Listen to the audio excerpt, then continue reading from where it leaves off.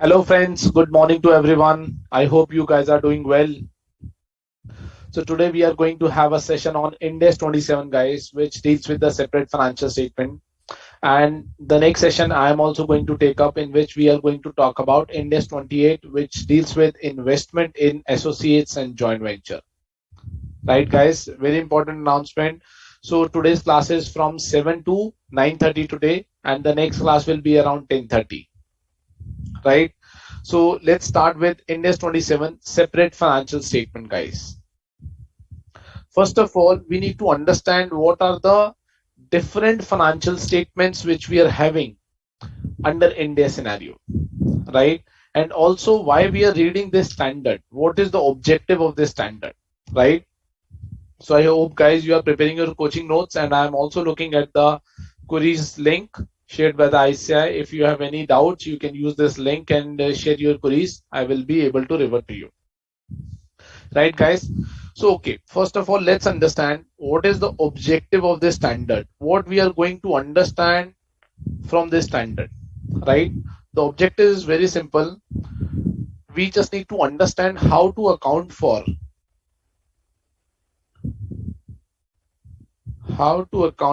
investment in subsidiary, investment in associates, and investment in joint venture in separate financial statement. In separate financial statement, guys. Right? So that means if a company is having an investment, right? Let's say this is the holding company, H Limited. H Limited is having an investment in S Limited, in A Limited, and in joint venture, right? Let's say this is 51%, let's say this is 25%, and let's say this is 50% in the JV, right?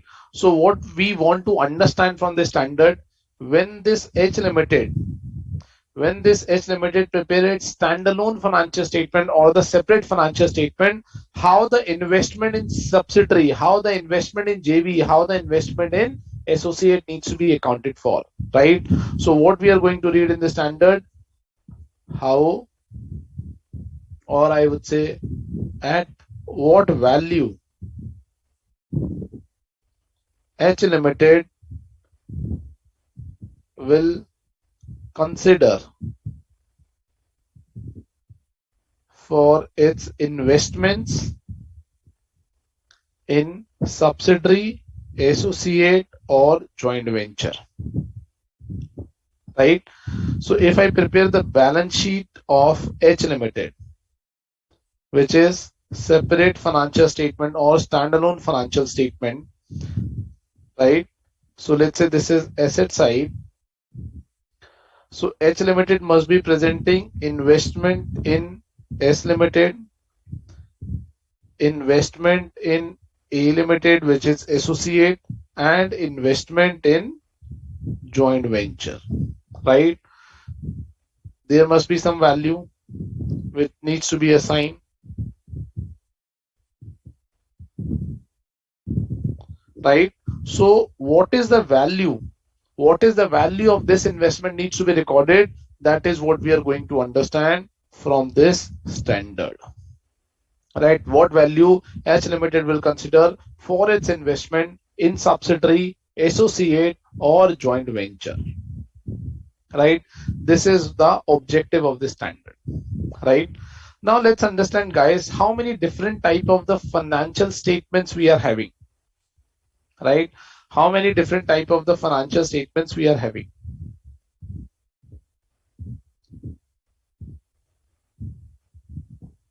Different types of financial statement.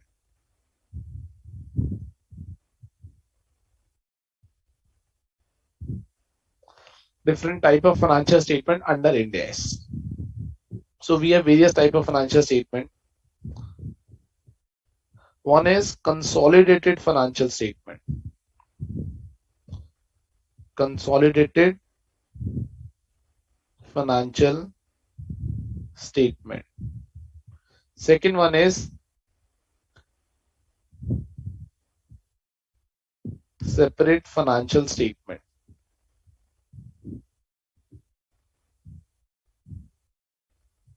Right? Then we have interim financial statement.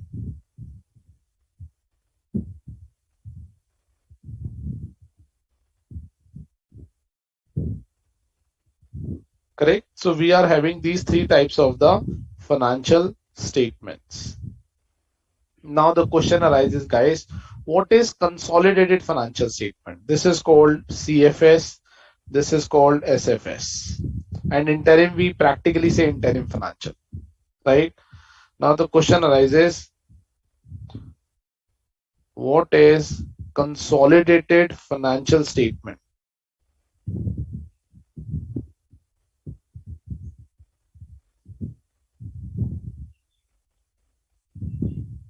Correct? Which is CFS. So what the standard says, first of all,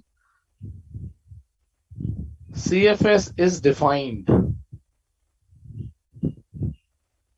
under Ind AS 110, right? But we need to understand what is consolidated financial statement.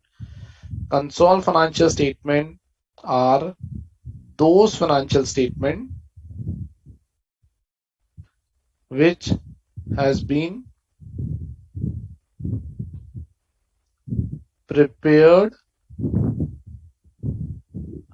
and presented by whom? By parent.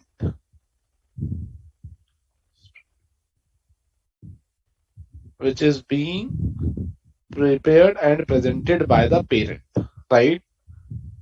And it includes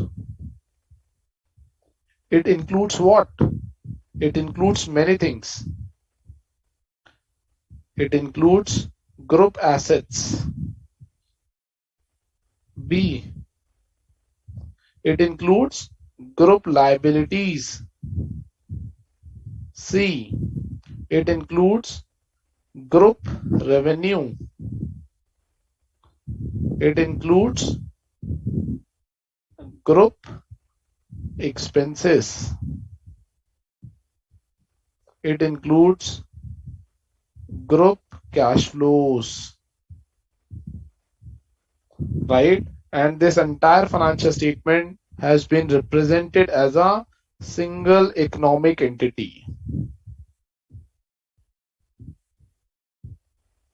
Represent as a single economic entity,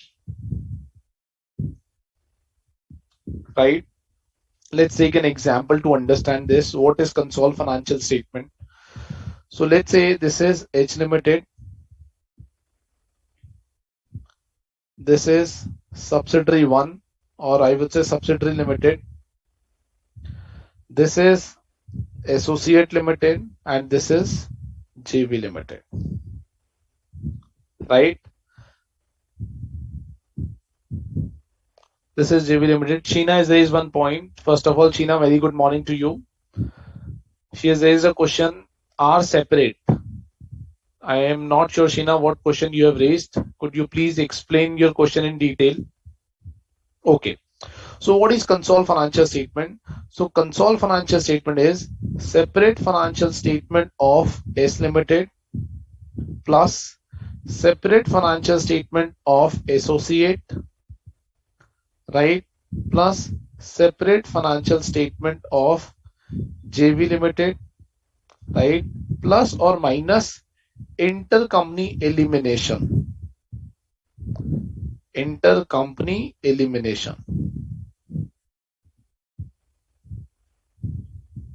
Elimination, then we will say the output which has been produced, that will consolidate financial statement.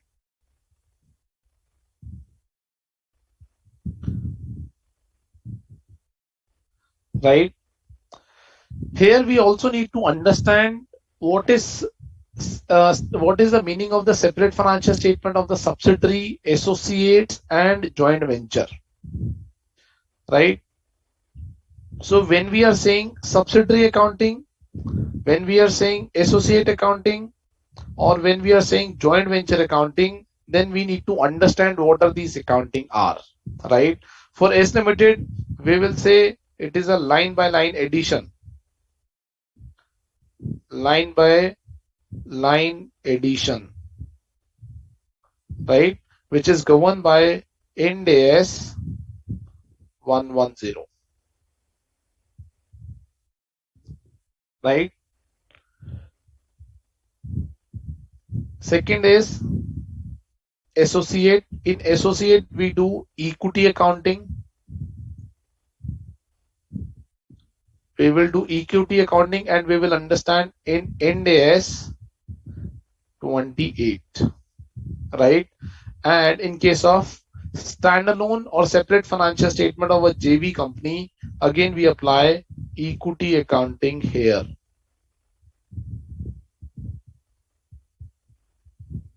Ind AS 28 again, right? So one, we will do all these accounting, then what the result I will get? I will get the CFS of group, console financial statement of the group, right? What is intercompany elimination? Intercompany elimination. What is intercompany elimination? This is called ICE, intercompany elimination, right? What is intercompany elimination? Elimination of transaction, elimination of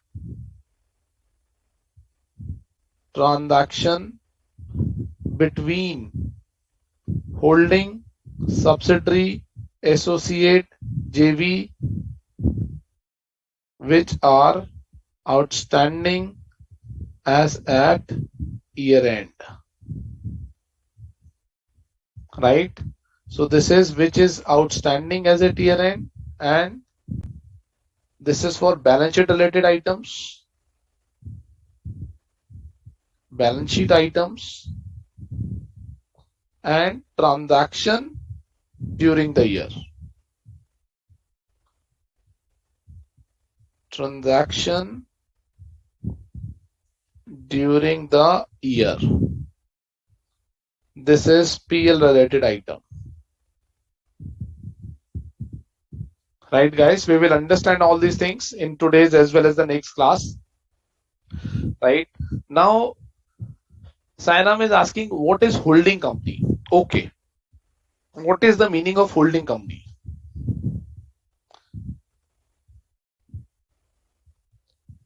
What is holding company? Right? The holding company definition has been defined at two places. Right? One under Companies Act, Companies Act 2013 as amended, right? And under Ind AS 110, right? What is the definition here which is given? It says any company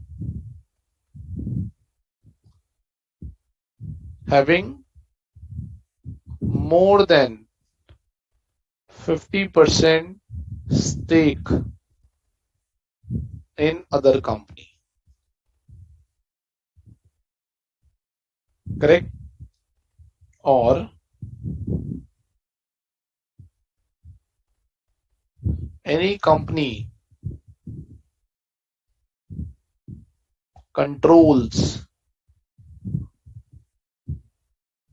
any company controls the other entity,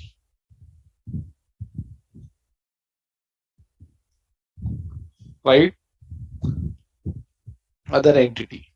Sheena is saying, sir, please show the previous page. I will show you, Sheena. Just give me 2 minutes. Right? What is Ind AS 110 in this aspect? Ind AS 110 is saying any company controls other company, other entity, right? That company will be the holding company, right? Detailed evaluation has been provided under Ind AS 110. Detailed evaluation as provided under Ind AS 110, right? There is one section, section 129 of Companies Act 2013, right? What is section 129? 129 says every company is required to prepare its standalone financial statement,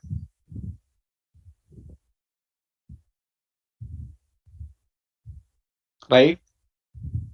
As per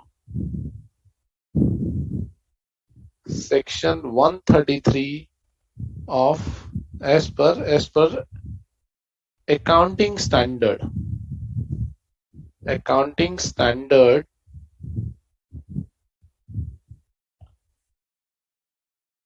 notify under section 133 of Companies Act. Correct. Second point, it says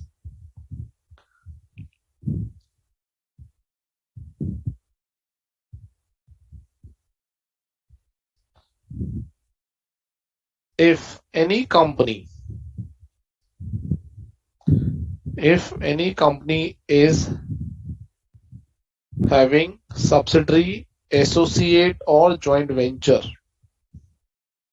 then such company is also required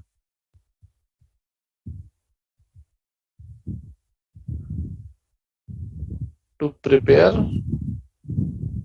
CFS as per accounting standard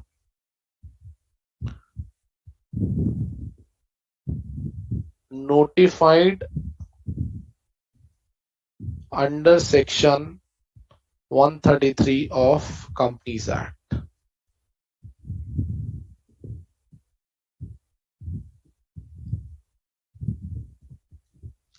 Right? I hope this is visible, guys.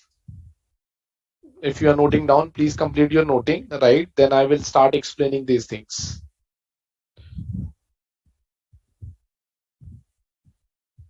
Saram, I hope you are clear in respect of what is the definition of the holding company.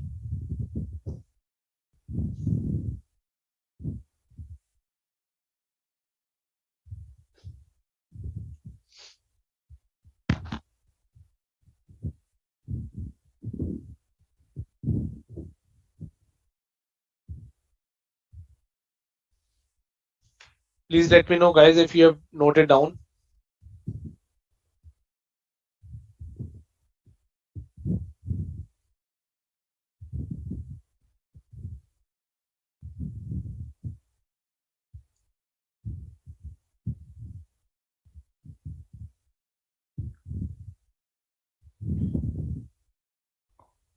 Okay. So now, guys, what we are talking about, first of all, what is the consolidated financial statement, right?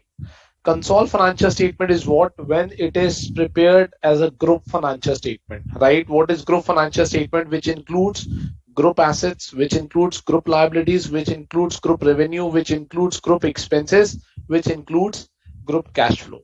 And the entire financial statement has been represented as a single economic entity, right? We considered the merger of all these numbers into a one financial statement, into one trial balance as a single economic entity. Then that financial statement is a consolidated financial statement, guys.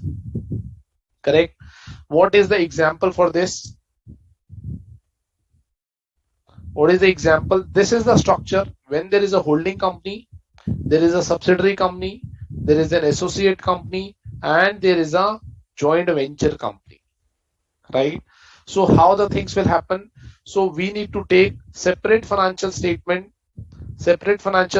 of subsidiary, separate financial statement of associate, separate financial statement of JV, and we need to do plus or minus in the in respect of the intercompany elimination. Then we will get consolidated financial statement of the group. Correct.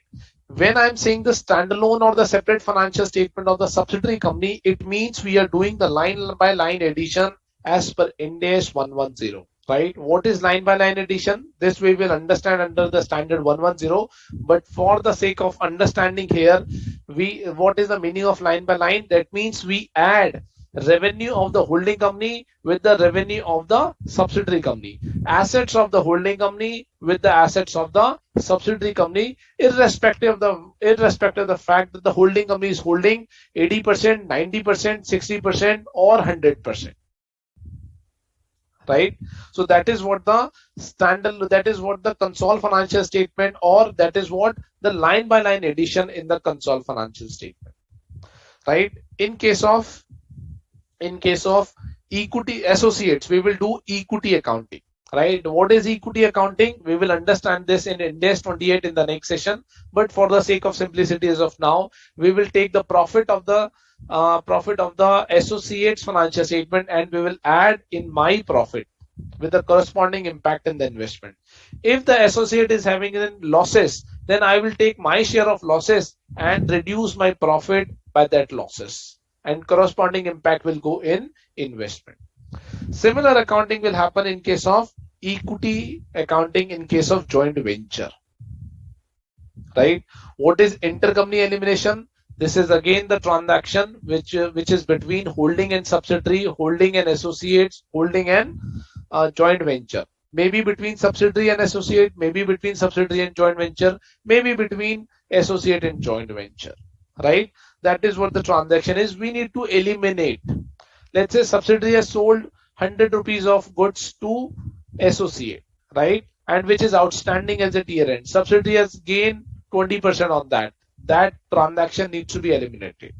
So don't worry, guys. We will discuss all these things step by step, just to provide you an overview. What is the meaning of these words?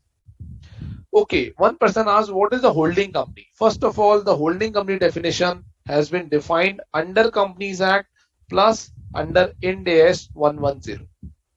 Right? If you see Companies Act, what Companies Act says is holding more than 50% stake in another company, that company becomes the holding company. Under Indian GAAP, we are reading Ind AS, but there also exists old erstwhile Indian GAAP. Right? In Indian GAAP, if any company is holding more than 50%, that becomes the holding company. Right? Under Indian GAAP, if one company controls the another company, what can be the example? One example, H Limited appoints 5 directors out of total 6 directors. Right? So that means holding company is controlling the another company irrespective of the stake. This is a word called or. It's not and, it is or. Right? So that means under Indian GAAP, dual consolidation is possible. Right? I will also explain what is dual consolidation. Ind AS 110, it only talks about control. If one company is having a control, then it becomes a holding company. Correct? Section 129 of Companies Act, very important. Every company is required to prepare its financial statement as per the accounting standard notified under section 133. What is section 133? Let's understand. Section 133 of Companies Act. Section 133 empowers central government to issue accounting standard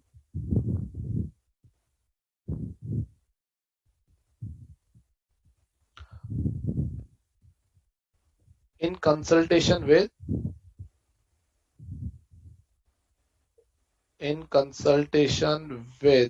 ICAI, right? So who is central government in our scenario? Central government is nothing but Ministry of Corporate Affairs. Ministry of Corporate Affairs.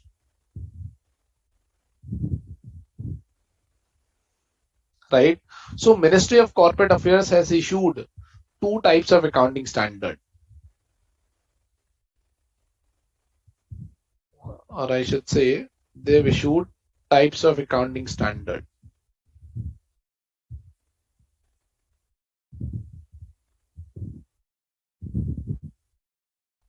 Right? What are those standards?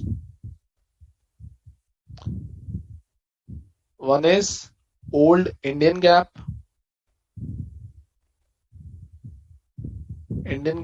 and Ind AS standards.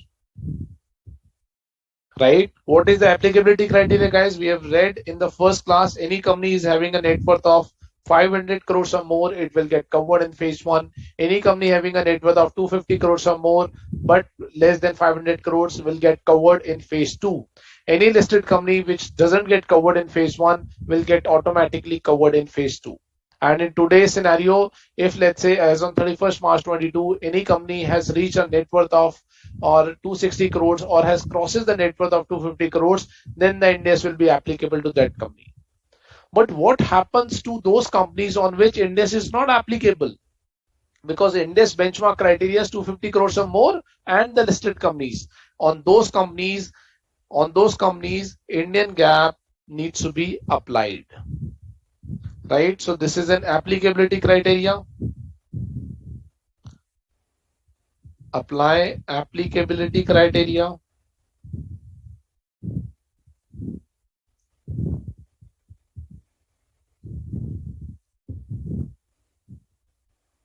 And this is a case where Ind AS is not applicable. Where Ind AS is not applicable.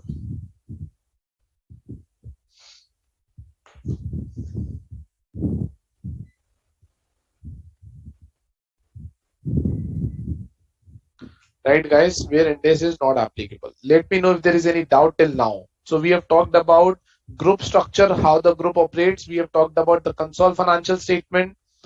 We have talked about how the group structure operates practically on the ground, right?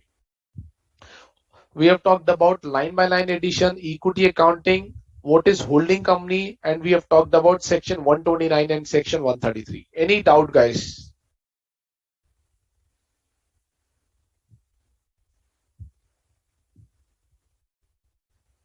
Any doubt? Awaiting for your doubts, guys.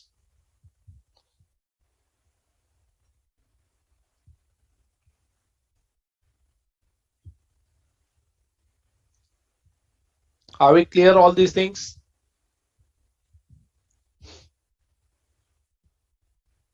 Hope you guys have noted down.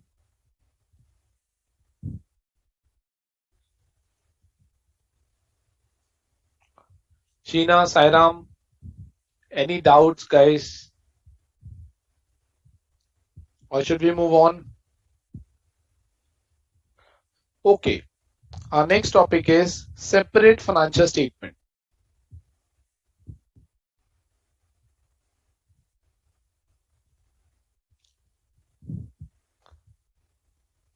Separate financial statements. Now the question is, what is separate financial statement? Okay, Saram is saying, sir, what about the subsidiary company? It's a little bit confusing. Don't worry. We are just reading the definition. We will talk about what is subsidiary accounting, equity accounting, and others as well.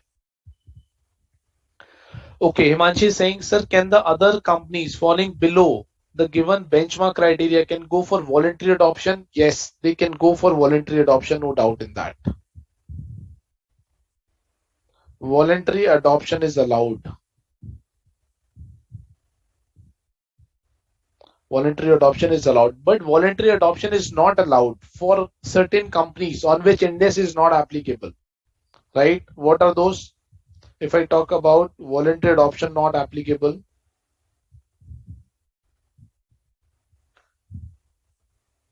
voluntary adoption is not allowed.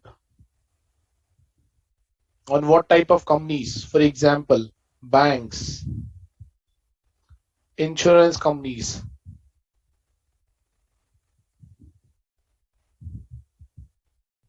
right? Trust, branch office, partnership firm,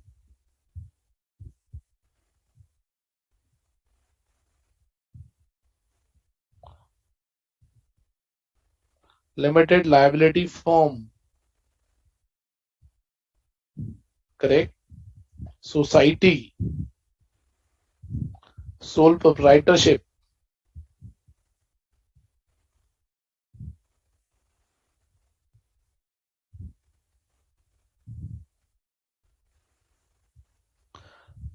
right?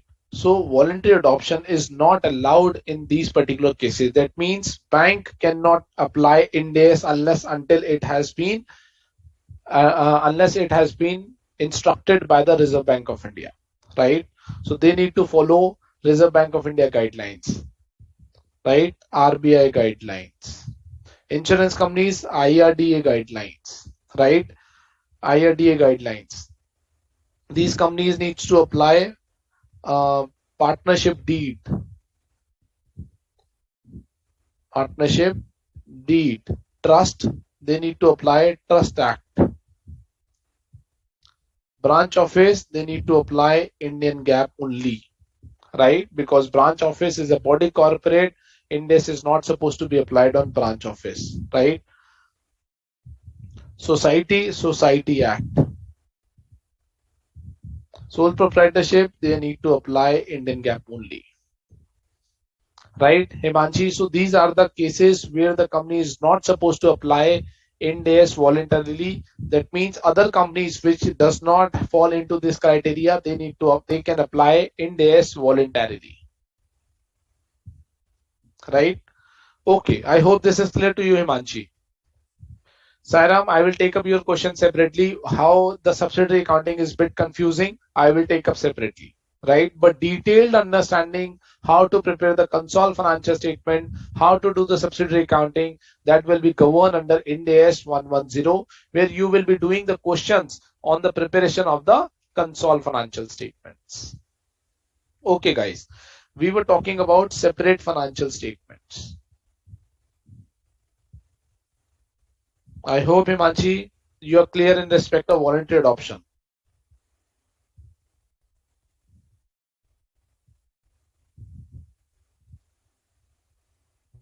Okay, guys, what is separate financial statement? So the standard says separate financial statements are those financial statements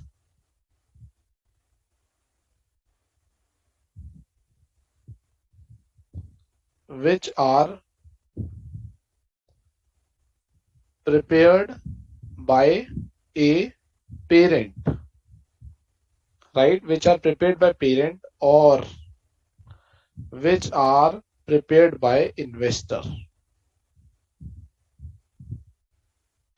which are prepared by parent. Parent means when subsidiary exists, then the holding company is called parent. When subsidiary exists, right? And who is an investor? Where where a company has made an investment in associates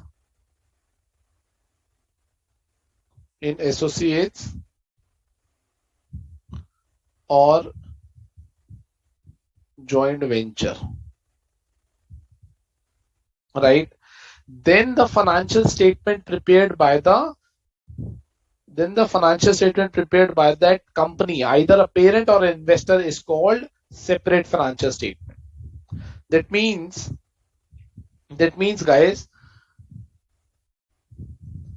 so when subsidiary exists or when associate or joint venture exists, only then I can say the financial statement or the standalone financial statement prepared by the investor or the parent is called separate financial statement. That means when subsidiary or associates or joint venture exist, then the standalone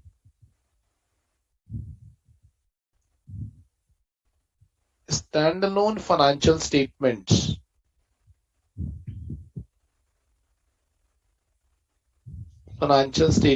prepared by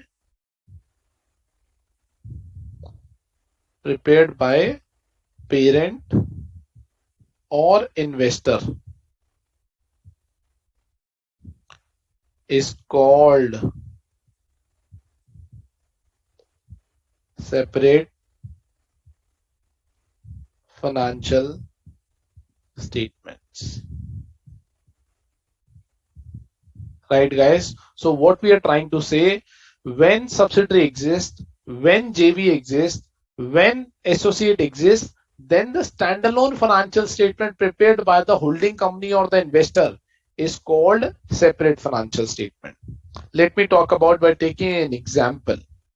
Let's say this is H Limited. H Limited is having an interest. This is S Limited, this is A Limited, and this is JV Limited. Right? H is holding, let's say 80%, H is holding 25%, and H is holding 50%. Right? Okay. Now in this case,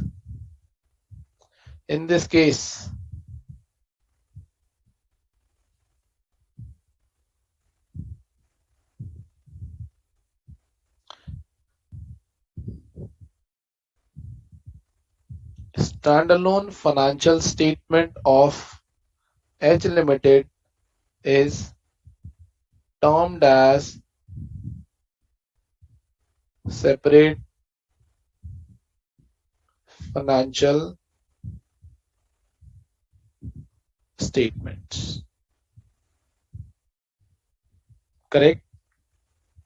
So that means when a company is having either a subsidiary or associate or JV, then the standalone financial statement prepared by the parent is called separate financial statement. Let's take another example. Right? Let's say this is A Limited. A Limited does not have no subsidiary, no associate, and no joint venture. In this case,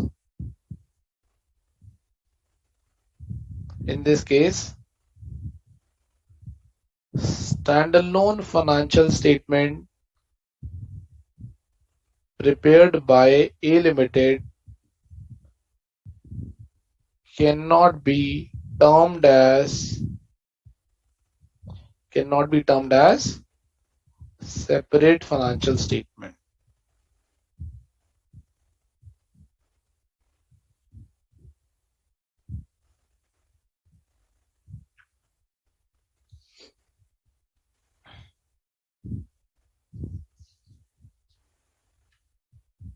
right guys? So A Limited, and in this case there is no subsidiary, no joint venture, no associates. In this case the standalone financial statement prepared by the A Limited will not be termed as separate financial statement. Correct guys?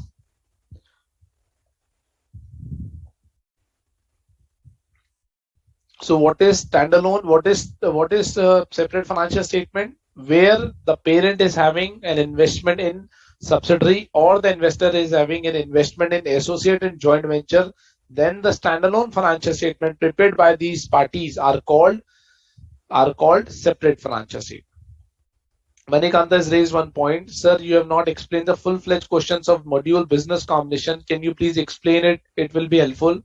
So Manikanta, we have captured lots of questions in the classes. We have captured the entire concepts of business combination. It's a very, very wide standard, right? So those questions I have given in the given for the practice as well, right? Let me check with Isa if I can have one separate session on this particular aspect to capture a couple of additional questions on that, right? Let me check with the ISA team and then I will get back to you.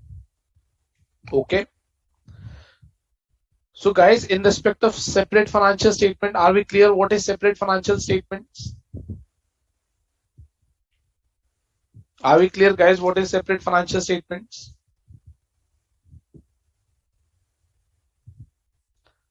Okay, the next is interim financial statement.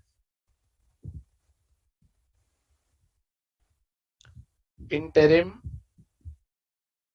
financial statements. What is interim financial statement? Interim financial statement means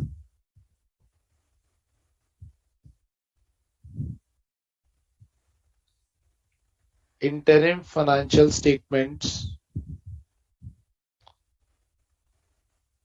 are those financial statements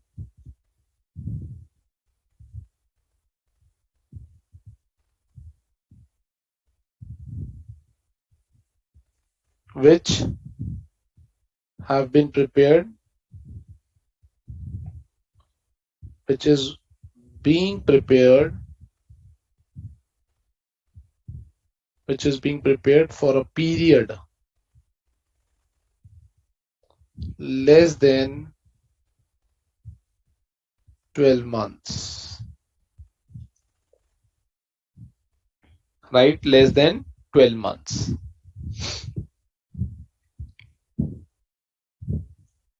Right? Which standard? This is covered in Ind AS 34. This is covered in Ind AS 34. Right guys? So these are the three different type of financial statement we are having. Okay. So now guys, what we are reading? We are reading separate financial statement in this standard.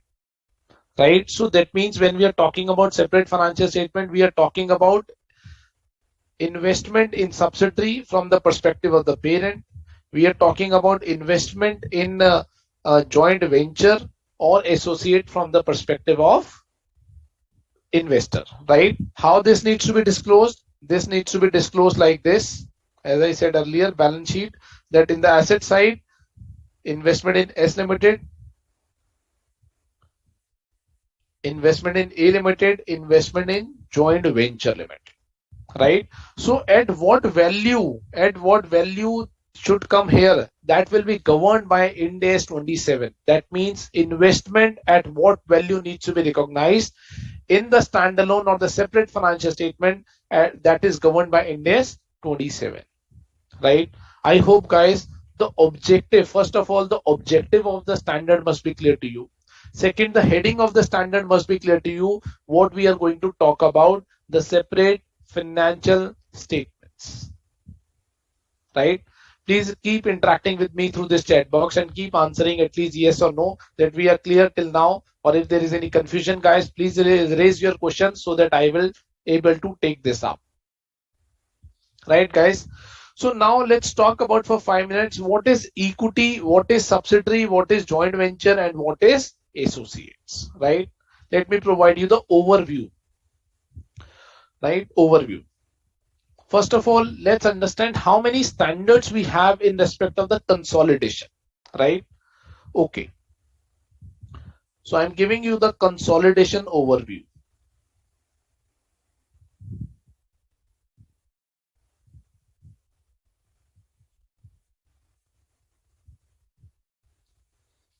Should I also give the overview to you guys in respect of if we need to do the consolidation accounting under Indian GAAP? I hope you guys should not get confused.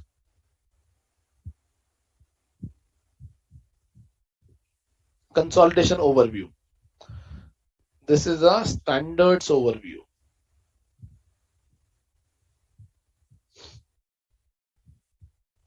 First is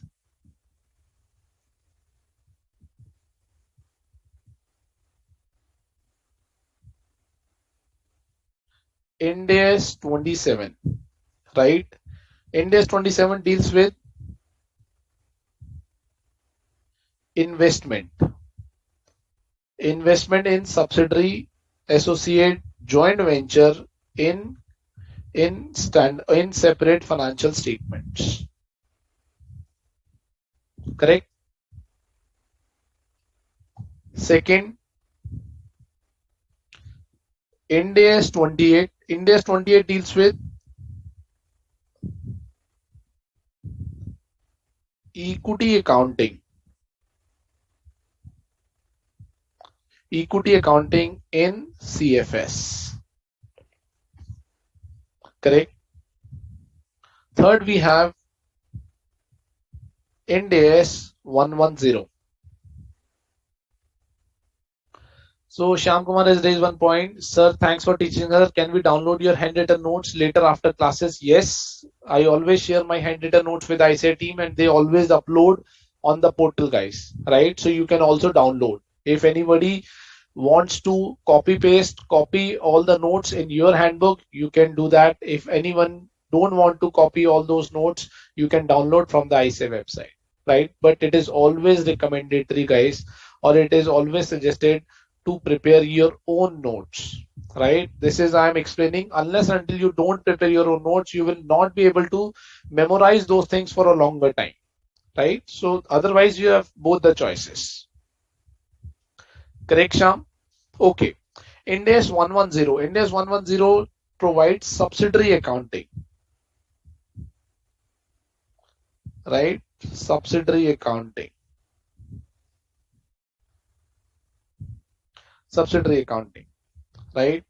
Fourth, Ind AS 111. It provides a guidance on joint venture,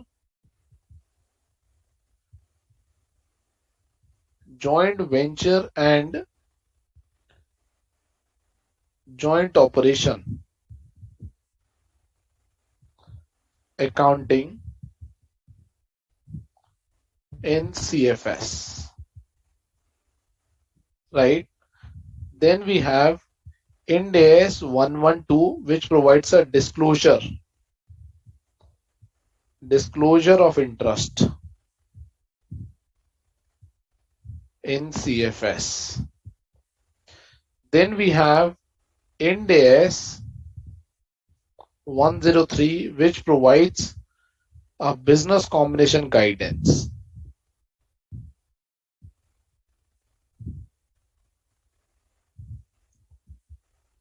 Which provides a business combination guidance in CFS. Remember, guys, we have talked about in business combination, it is a consolidation concept, right? So this is the gist, guys, that which standard we need to read. If someone talks about consolidation, what should come to our mind? These are the different standards should come to our mind, right? That in console we need to do this accounting, in the separate we need to do this accounting, right? Okay, if I talk about accounting, right? Accounting.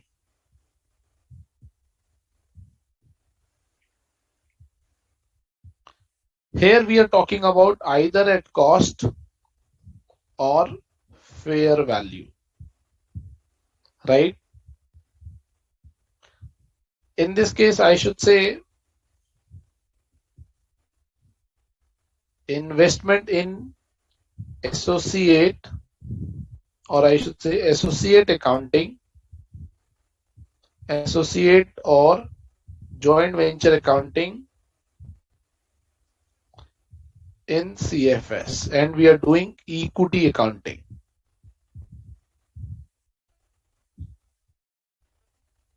We are doing equity accounting. What is equity accounting? We will read in the next session in Ind AS 28.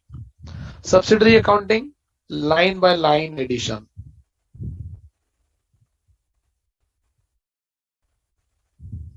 Right? Joint venture accounting. Joint venture accounting is an equity accounting. And joint operation, this is JO and this is JV. We will do proportionate accounting.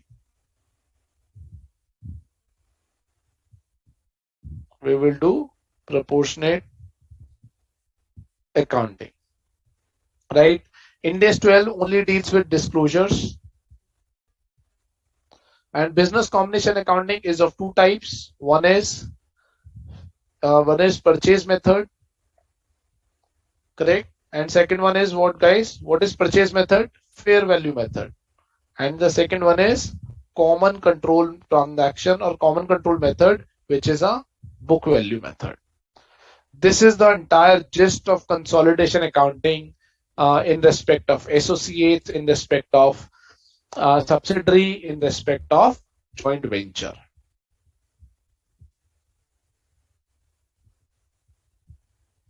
Are we clear, guys? How many standards? 6 standards we need to read in console. Ind AS 27, which talks about investment in associate, subsidiary and JV, in which we will say cost or fair value. Second, Ind AS 28, which is an investment in joint venture or associate accounting in CFS, we will say equity accounting. Ind AS 110 deals with subsidiary accounting, line by line consolidation. Ind AS 111, it's a joint venture and joint operation accounting. We are saying equity accounting, and JO case, proportionate accounting. Ind AS 110, disclosure of interest. We just need to disclose in CFS. Ind AS 103 accounting, it's an acquisition accounting, right? Acquisition. It is a console concept, and we have two options, either to apply purchase method or common control, which is a book value accounting. I hope this is the entire gist, guys, for consolidation related concept. I hope this must be clear to you, right? I'm telling you again, in respect of equity accounting, don't get confused that we don't know, right? We need to understand in Ind AS 28 what is line by line addition. We need to understand in Ind AS 110 what is JO and JV accounting. We need to understand this in Ind AS 111. What is business combination accounting? This, guys, we have already read. Are we clear, guys?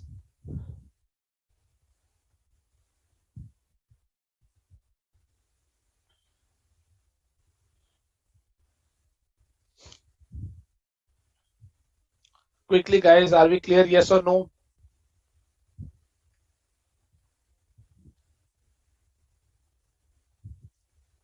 Okay, let's move on, guys. Now let's understand how to account for investment in the separate financial statements.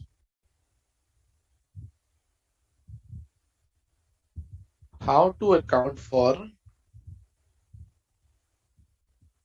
investment in subsidiaries, associate, JV in separate financial statements.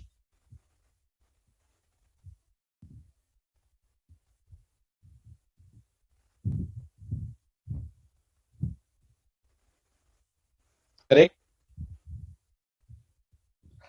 Okay.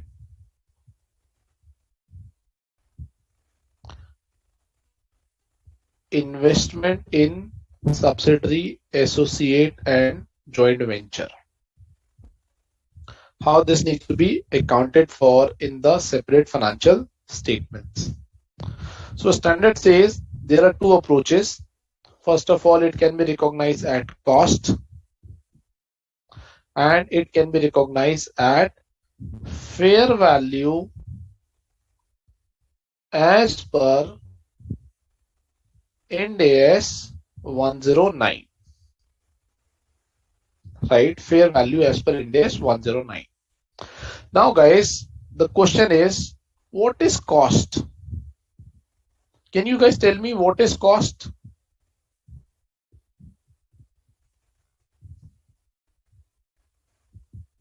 What is cost, guys?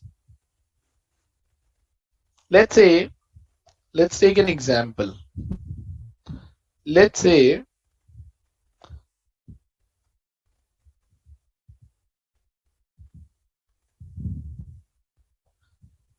A Limited has made an investment in Reliance. A Limited made an investment in Reliance, right? So A Limited has made an investment of rupees 1 lakh, right? Plus A Limited paid 10,000 crores as brokerage, right? A Limited paid 20,000 rupees as stamp duty, right? What is cost in this case? What is the cost for A Limited in this case? Quickly guys, can you tell me what is the cost?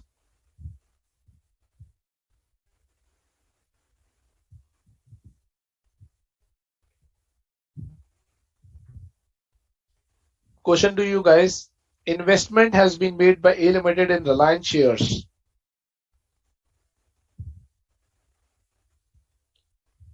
Right? A Limited paid 10,000 rupees as brokerage, 20,000 rupees as stamp duty, and 1 lakh rupees to Reliance. What is the cost for A Limited in this case?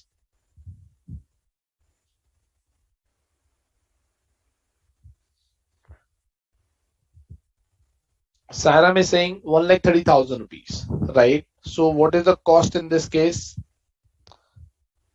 So purchase price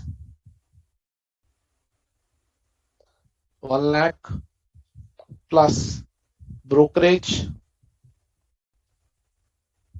which is 10,000 rupees, plus stamp duty, which is 20,000 rupees, right? So what is my cost here is 1,30,000. Correct? Very simple question, very simple example. So now if I ask you what is cost, so what should we say in this cost? What is our formula? Apply simple principles. Purchase price plus directly attributable cost. Directly attributable cost, for example, brokerage, commission, stamp duty,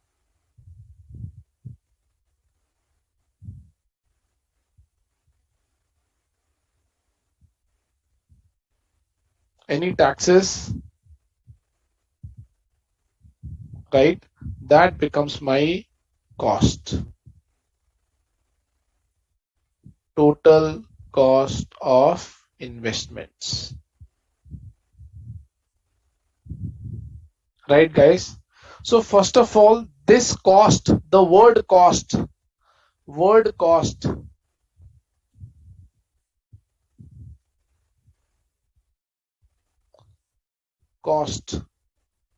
has not been defined under Ind AS 28, under Ind AS 27,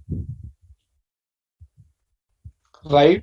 So what is cost? The any cost which the company has incurred in order to acquire the shares in this example, in acquire to acquire the shares in the practical case, then that cost becomes a then all the cost becomes a total cost for the company, which may include brokerage, which may include commission, which may include stamp duty and taxes, right? And it may include any other item, any other incremental cost, right? That is my cost is,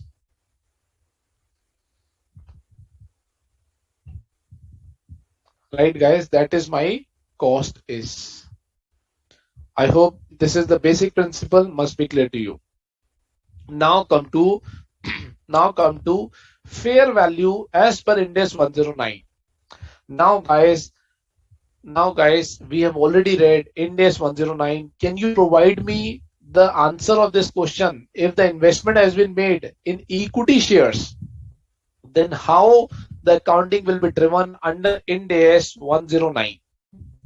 The accounting of investment in equity shares will be driven under Ind AS 109. That will be the answer to our question here, that fair value as per 109.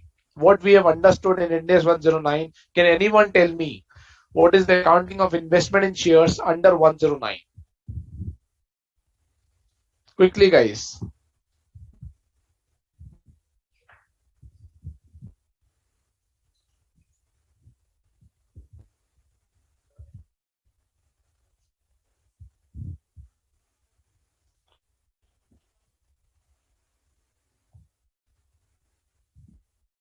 I'm waiting for your answer.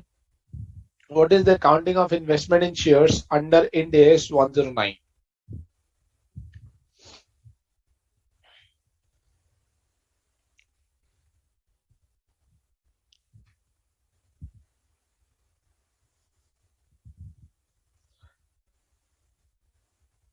Shyam is saying investment accounting.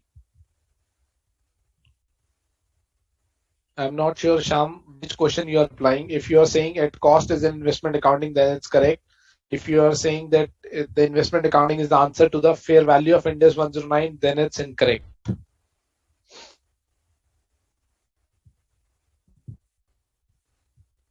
Quickly, guys, what is the meaning of fair value as per Ind AS 109?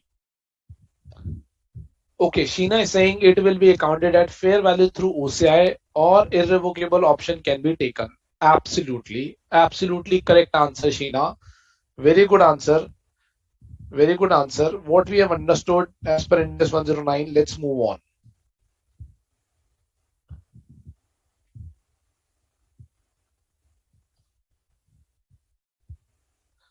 Fair value as per Ind AS 109, right? If I talk about classification of financial asset, what we have understood, we have said there are three types of classification. One is amortized cost, right? Second one is fair value through OCI, and third one is fair value through P&L, right? This is what the structure we discussed in Ind AS 109, right? First of all, we said amortized cost, investment cannot be categorized at amortized cost. Investment in shares cannot be categorized at amortized cost. Why? Why? Because it will fail SPPI test. Because it will fail SPPI test. Correct? So then I will move forward and check for the next classification. Since it will fail SPPI, it will also fail FET-OCI criteria, because in FET-OCI we were saying two things: business model test to collect and sell, and SPPI. But there is an irrevocable exemption as well. Correct? So we will discuss irrevocable exemption. FETPL, if it is held for trading, where investment is held for trading, right? And in FETOCI, we have said irrevocable exemption.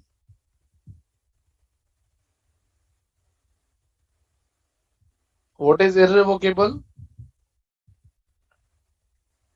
Where investment is not held for trading.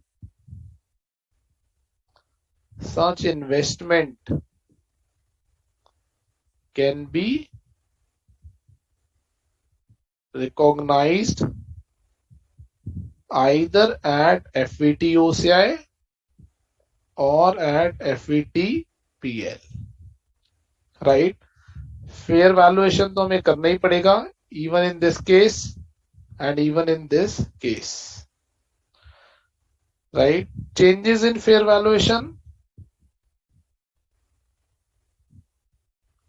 will be routed through OCI. And here we are saying this is again fair value and this is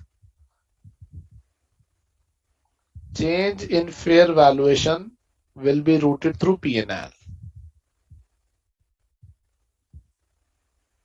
Will be routed through P&L. Right? This is what we have discussed, guys, and this is the answer to this question. What is the meaning of fair value as per Ind AS 109? Right? That means the company has a choice. The company has a choice to go for FET OCI or FET PL. Right? Here,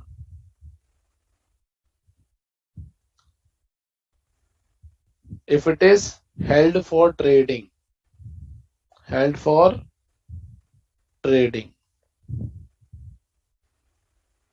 irrevocable exemption,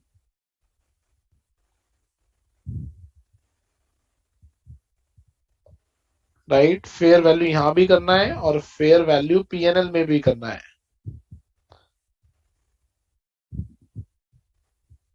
Changes in fair valuation will be routed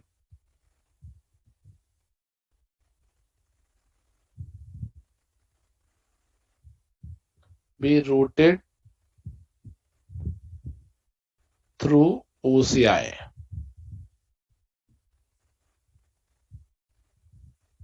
Changes will be routed through P&L. Right? This is the answer, that at what value investment needs to be recognized in the standalone financial statement in respect of subsidiary, associates or joint venture.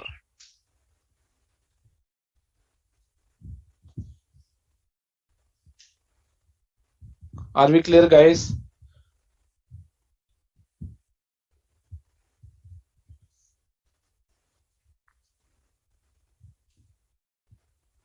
Yes or no, guys? Are we clear?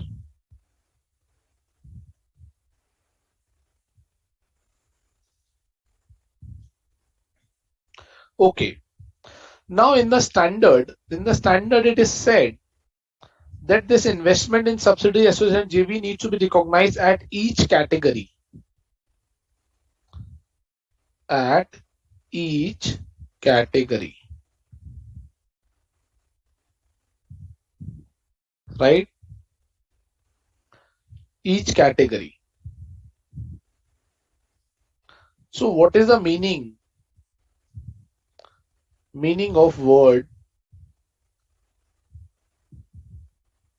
each category?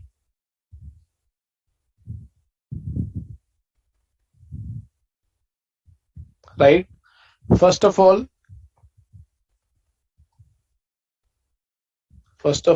category has not been defined.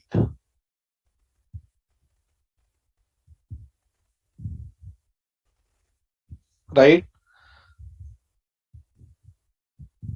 ISB provides guidance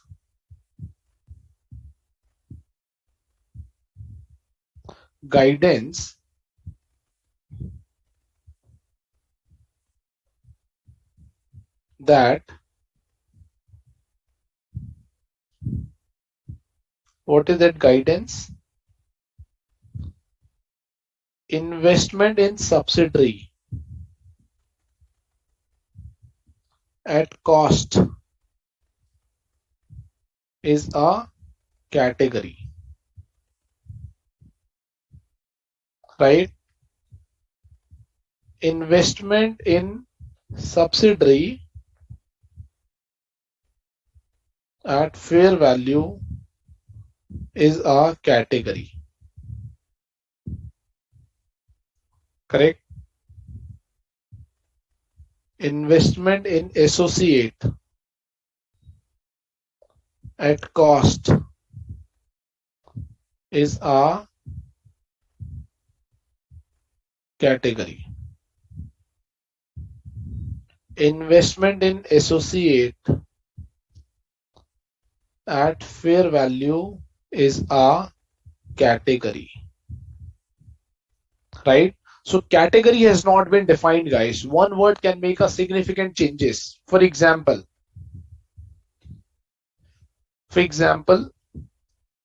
let's say this is the balance sheet.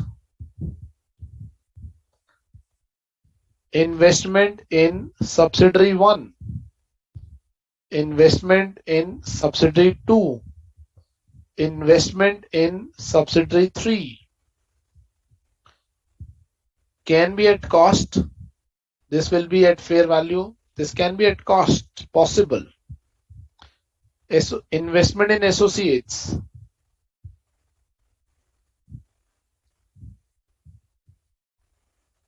at cost, associate 1, investment in associate 2, fair value, investment in joint venture, investment in joint venture 2,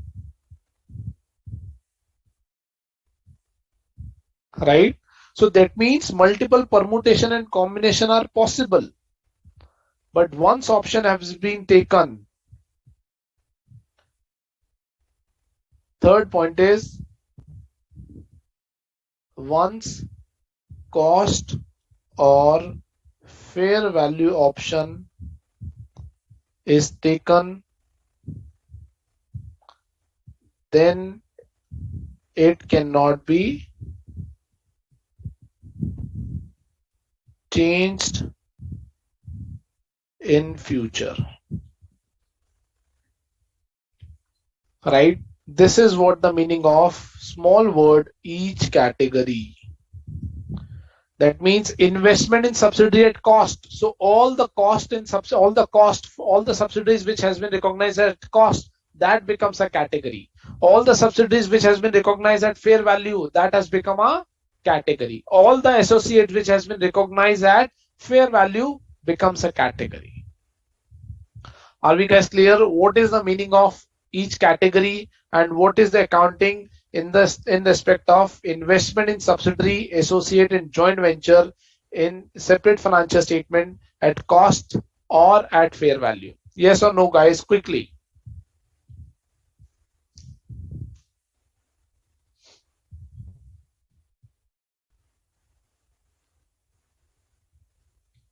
Yes or no?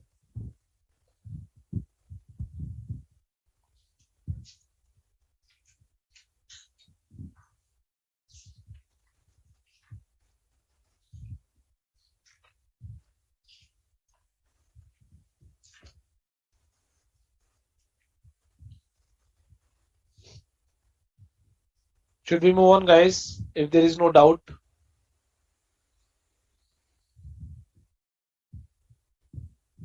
Okay, let's move on.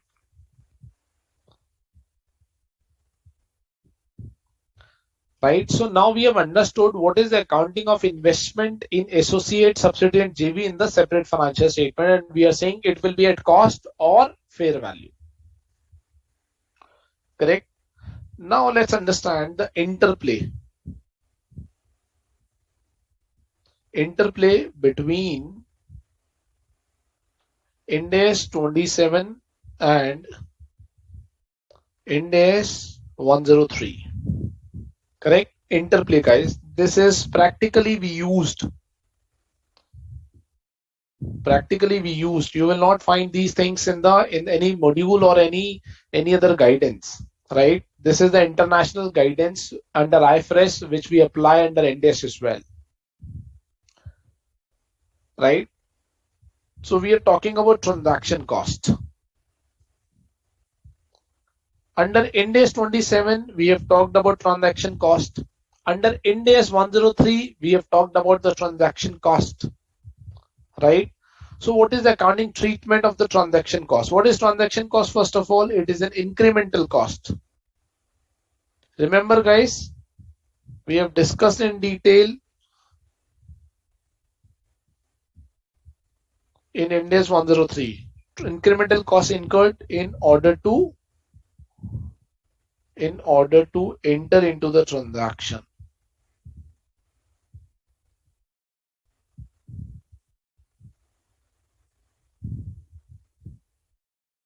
Correct? For example, we have talked about brokerage, commission, stamp duty,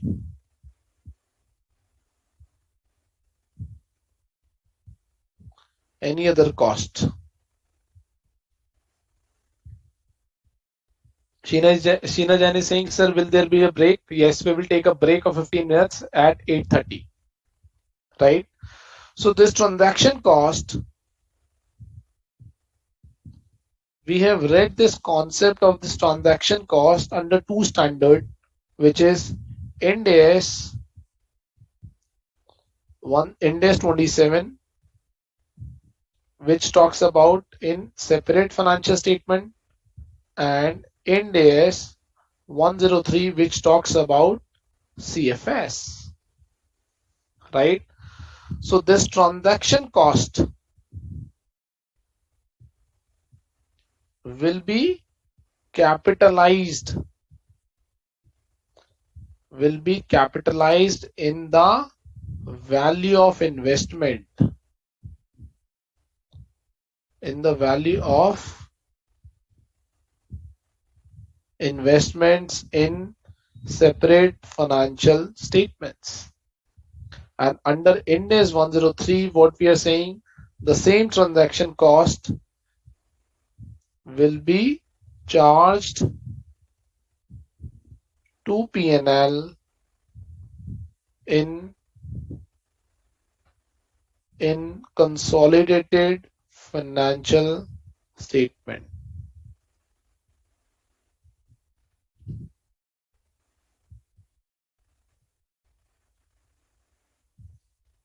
Right? So this is the entire overview or the gist of guidance which we have read under Ind AS 103 and under Ind AS 27 in respect of transaction cost, guys. So what we are saying, transaction cost will get capitalized, right? In the previous example, when we were saying the cost, right? You guys told me that brokerage will get capitalized, stamp duty will get capitalized, any other directly attributable cost will get capitalized, right? Similarly, we are saying all these costs will get capitalized.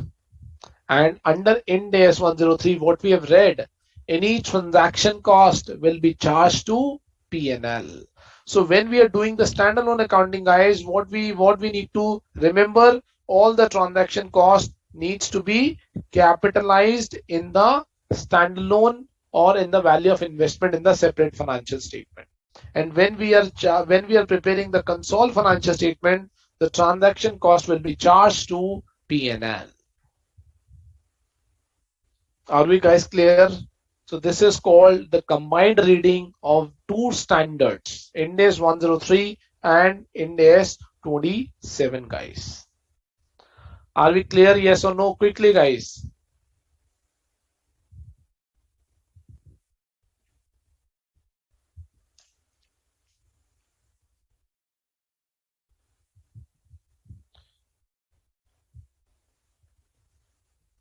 Looking for your answer.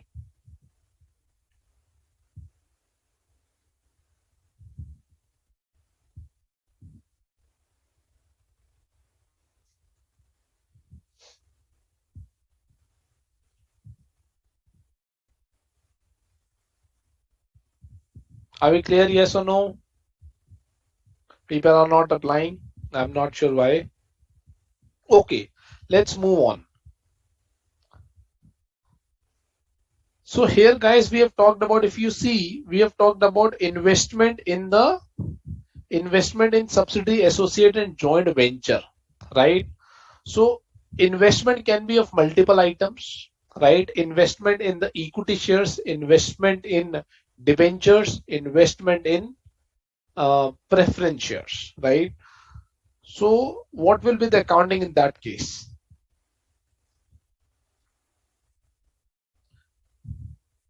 Investment in subsidiary, associate and joint venture. It will be in the nature of equity. It will be in the nature of, first of all, equity shares. It may be in the nature of preference shares, and it may be in the nature of debentures, bonds, etc. Right? Investment in subsidiary can be in the form of investment in equity shares. Investment in subsidiary can be in the form of investment in the preference shares. Investment in joint venture can be in the nature of debenture or preference shares or equity. Right, guys? So it can be or and or and. That means investment in subsidiary 1, preference shares. Investment subsidiary 1, equity shares. Investment subsidiary 1, debentures as well. I can make the different investment type in one subsidiary, in one associates, in one joint venture. Now when we are saying how to account for at cost or fair value as per 109, so whether this cost or fair value 109 are applicable in all these scenario, answer is no. Right? Answer is no. So what does it mean? So if we are saying investment in equity shares, investment in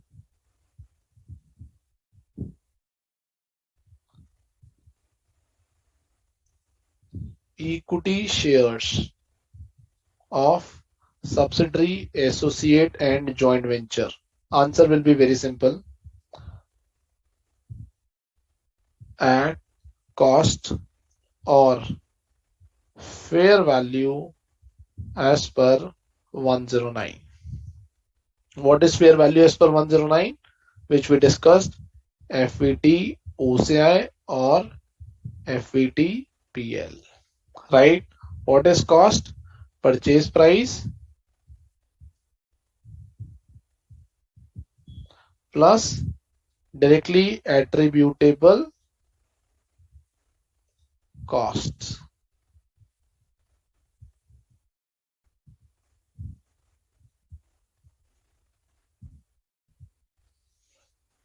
Correct?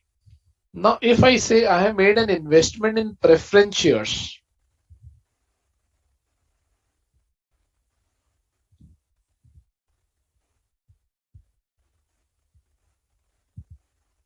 or debentures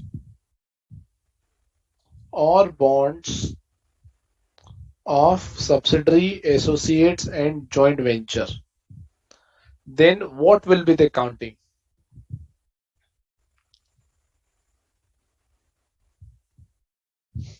Then what will be the accounting?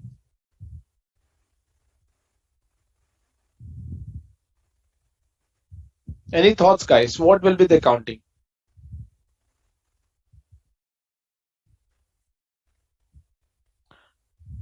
Then we need to evaluate. Then we need to evaluate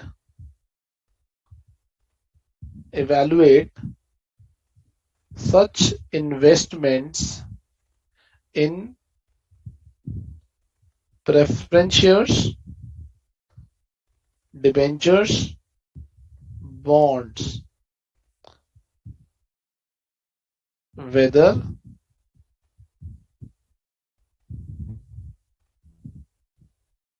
as per Ind AS 32, right?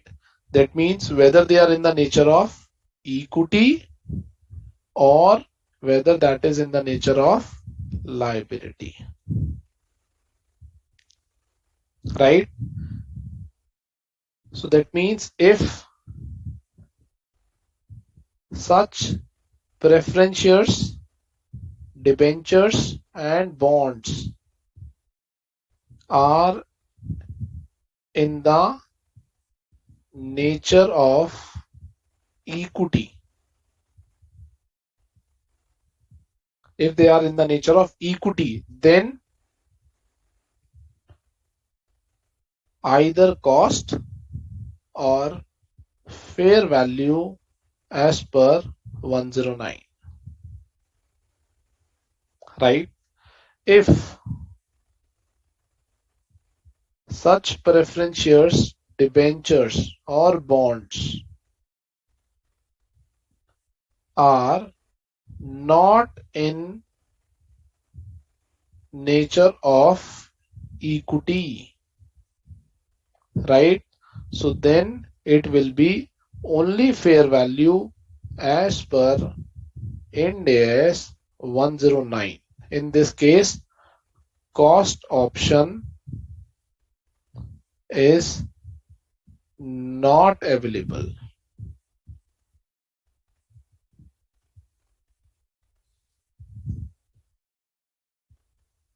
This will be the guidance, guys.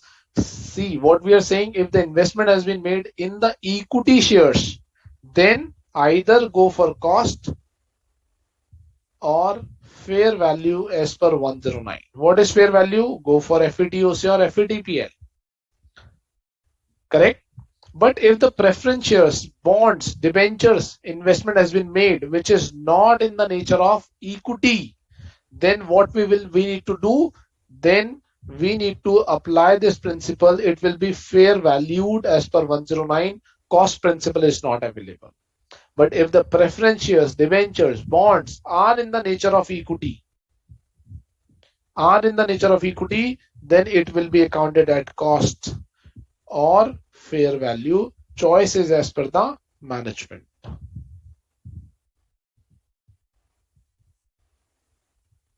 Choice is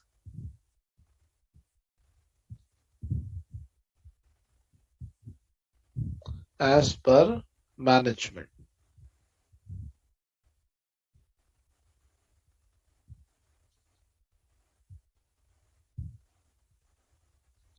Correct, guys. I hope this concept is also clear to you. Let me know if there is any doubt.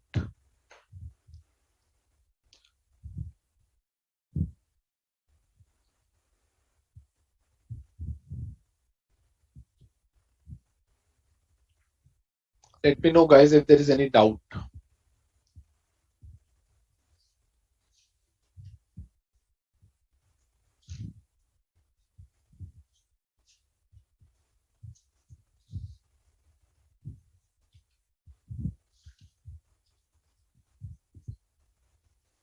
Okay, guys, let's take a break for 15 minutes. Let's come back after 15 minutes. Okay, let's take a break for 15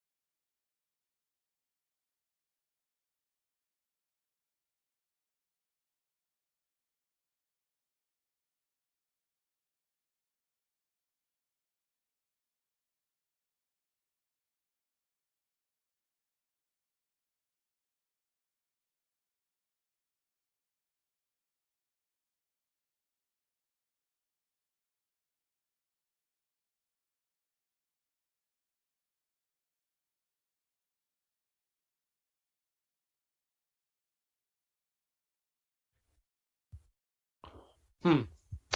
Okay, guys, let's continue. So Sairam has raised one question.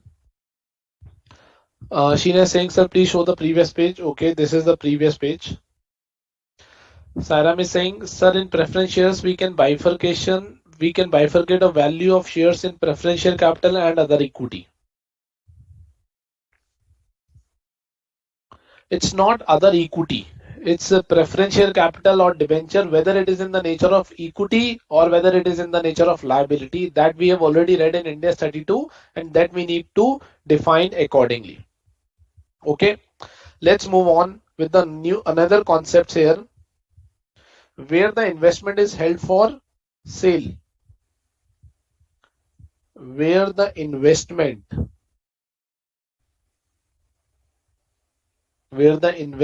in subsidiary, associate, joint venture are held for sale, right? Are held for sale. Then scenario 1, if recognized, if such investment is recognized at cost, right? Then what will happen? Such investment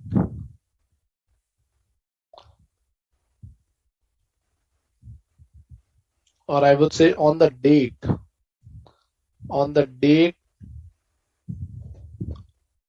when asset is held for sale as per Ind AS 105. Such investment shall be recognized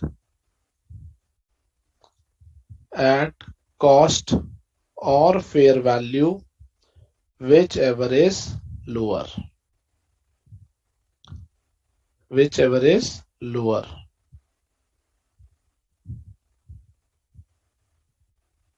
Right? So what we are saying, where the asset is held for sale as per Ind AS 105, then if the investment is recognized at cost, then what needs to be done? I will recognize that investment either at cost or fair value, whichever is lower. But second scenario, where such investment are recognized at fair value as per 109.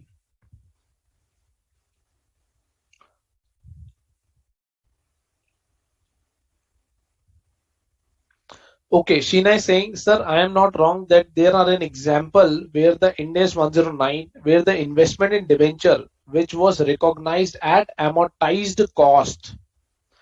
Sheena, you are absolutely correct. But you are getting confused in the value of cost and amortized cost, right? What we are saying here is investment in preference shares bond which are not in the nature of equity, then as per Ind AS 27 I will not be able to recognize at cost, right? Then I need to go at Ind AS 109 and I need to apply the principles of Ind AS 109.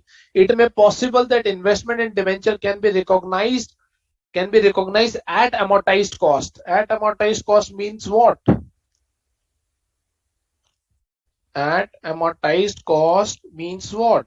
That on initial recognition it will be at fair value and subsequent recognition it will be at amortized cost, right? What we are just trying to say here is, if the investment is recognized at cost, it will always be recognized at cost as per Ind AS 27, right? What is the meaning of at cost? Initial recognition at cost, which is transaction price,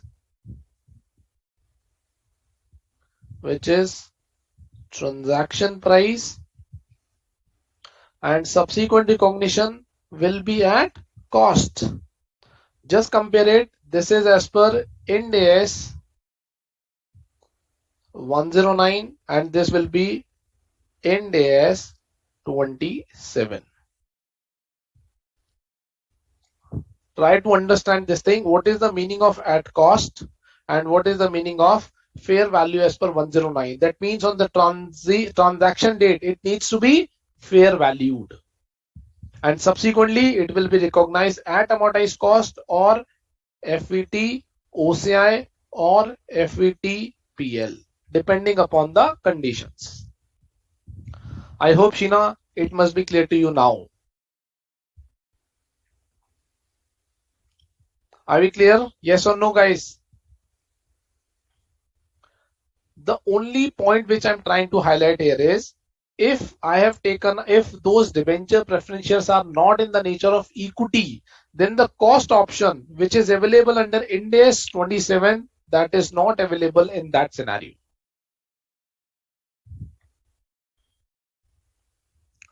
I hope, Sheena, this must be clear to you. Let me know if there is any doubt.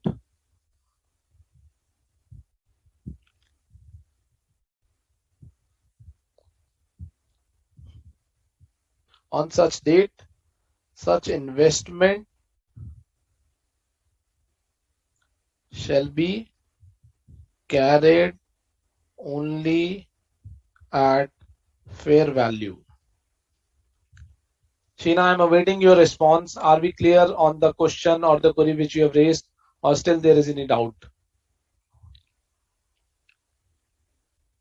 Okay, guys, let's take an example which is given in the module on this particular aspect.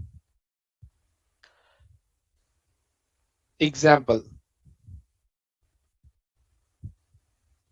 An entity has invested in a subsidiary and a joint venture.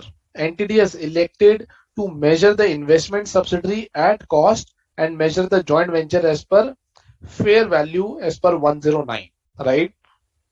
So what is the question? Example 1, company is saying that one company, let's say company A Limited, has made an investment in a subsidiary and joint venture, right? And it measures the investment subsidiary at cost and it measures the joint venture at fair value as per Ind AS 109, right? And what happened at the end of the year? Remember, at the end of the year, what has happened? Both these investments are held for sale. Now at the end of the year, this investment as at year end, right? This is held for sale. Held for sale. This is again held for sale, right? Now the question is saying, in such cases, investment subsidiary will be measured at what price basically, right? So it will be recognized at cost earlier, it will be recognized at 109, right? So what will be the accounting as at year end?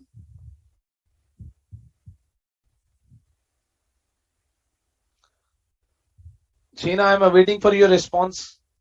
I hope it must be clear to you. There's a difference between. Sheena is saying, sir, please show the previous to previous page. Okay, I'm coming back. So if it is held for sale, then it will be recognized at what value? Cost or fair value, whichever is lower. And in this case, it will be continue to recognize at fair value. This is what we are saying. This is the previous page.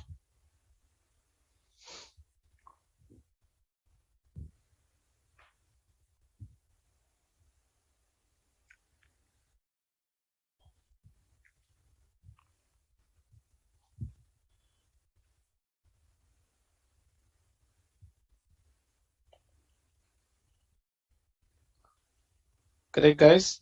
So what is the answer? So answer study material is saying that investment in subsidiary will be measured at Ind AS 105 either at lower of its carrying value and fair value. Investment in joint venture is continued to be accounted at fair value through P&L as per Ind AS 109.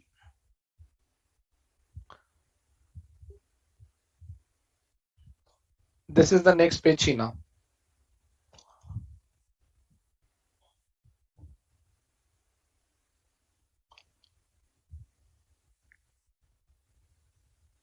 Okay, guys, let's move on. Now, the another concept is investment companies.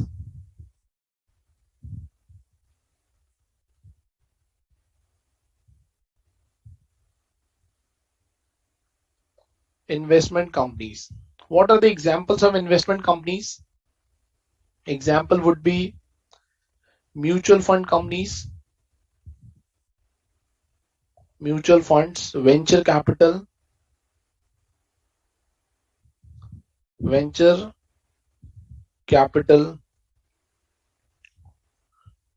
So Saram is saying, sir, it means if the investment are held for sale, then held for sale at cost, then it will be recognized at NRV. Absolutely.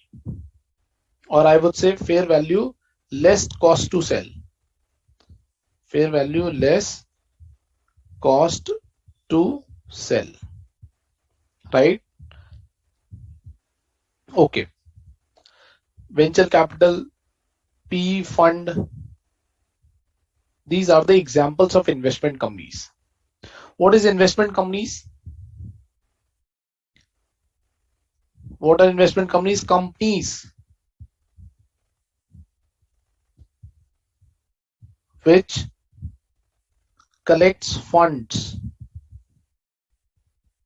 from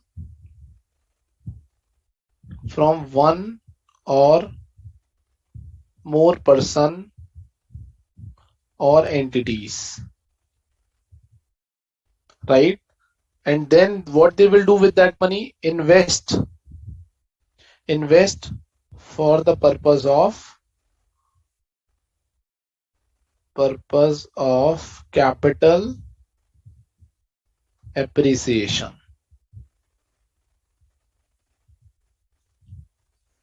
For the purpose of capital appreciation, evaluates the performance of investments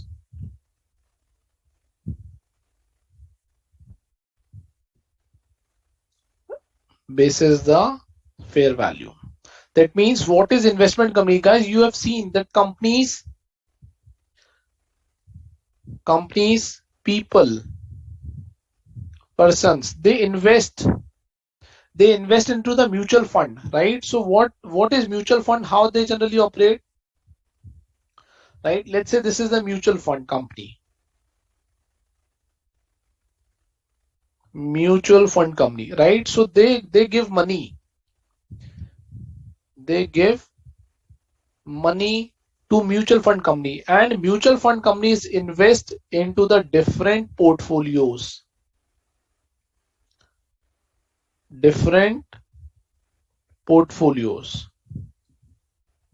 Right? It may be in the nature of equity. That means they will invest in the equity shares of Reliance, equity shares of Bharti Airtel, right? They will invest in the nature of debt. They will invest in the debenture. They will invest in the nature of bonds, right? So mutual, why we give up our money to these companies? Because we don't have that level of knowledge in the market. We don't have that level of knowledge in the capital market. So we give our money to the mutual fund companies for the purpose of investment further, right? So that means they will collect the funds. These mutual fund companies will collect the fund from one or more entities or more person. They will invest for the purpose of capital appreciation, and they will monitor, they will evaluate these equity and debenture on the basis of their fair value. Those type of companies are called investment companies, right? So if there is an investment company, so what will be the accounting? Accounting in the books of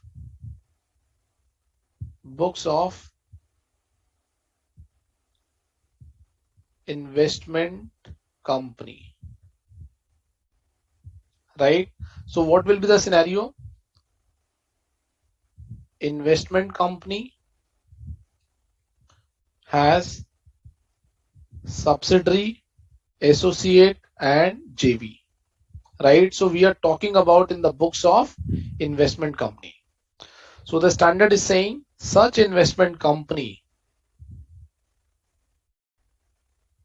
shall recognize its investment in subsidiary, associate, JV at fair value only.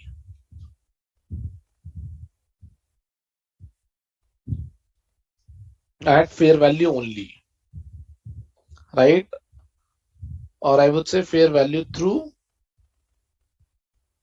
P&L, FVTPL. Sorry guys. It will be recognized at FVTPL, right? Such investment companies, such investment companies are not required to prepare CFS, right?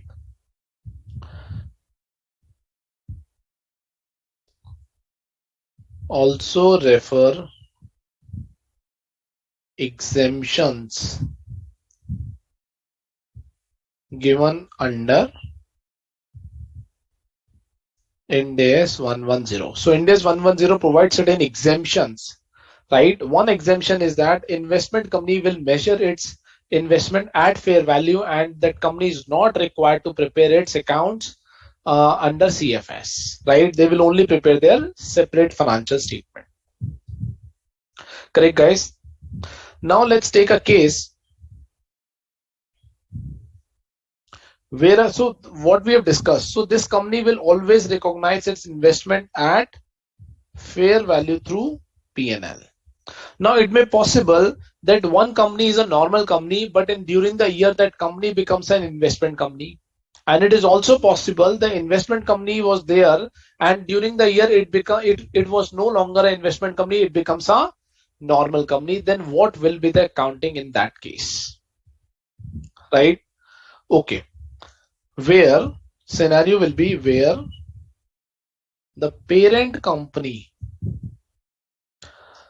Hi Sheena, I am still awaiting your reply. I hope you are clear or no or not. Please let me know so that if you are not clear, I will be able to provide you much more insights on that. Where the parent company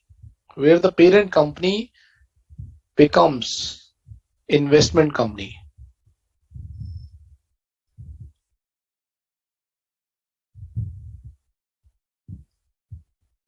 right?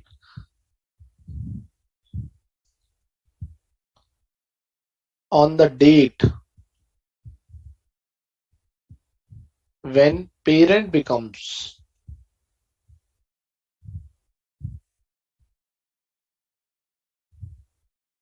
investment company, right? Then following accounting to be done,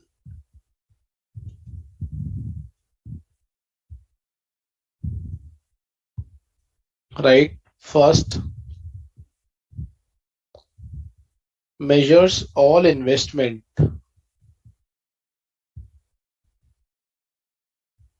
at fair value through P&L on the date of becoming investment company, right? Second, difference between carrying value and fair value on that date will be recognized in P&L, right?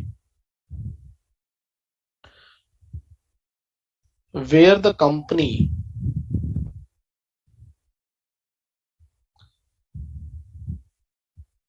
has taken FET OCI route earlier,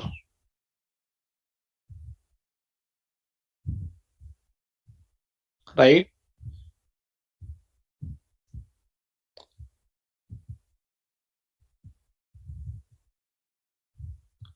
Accumulated gain or loss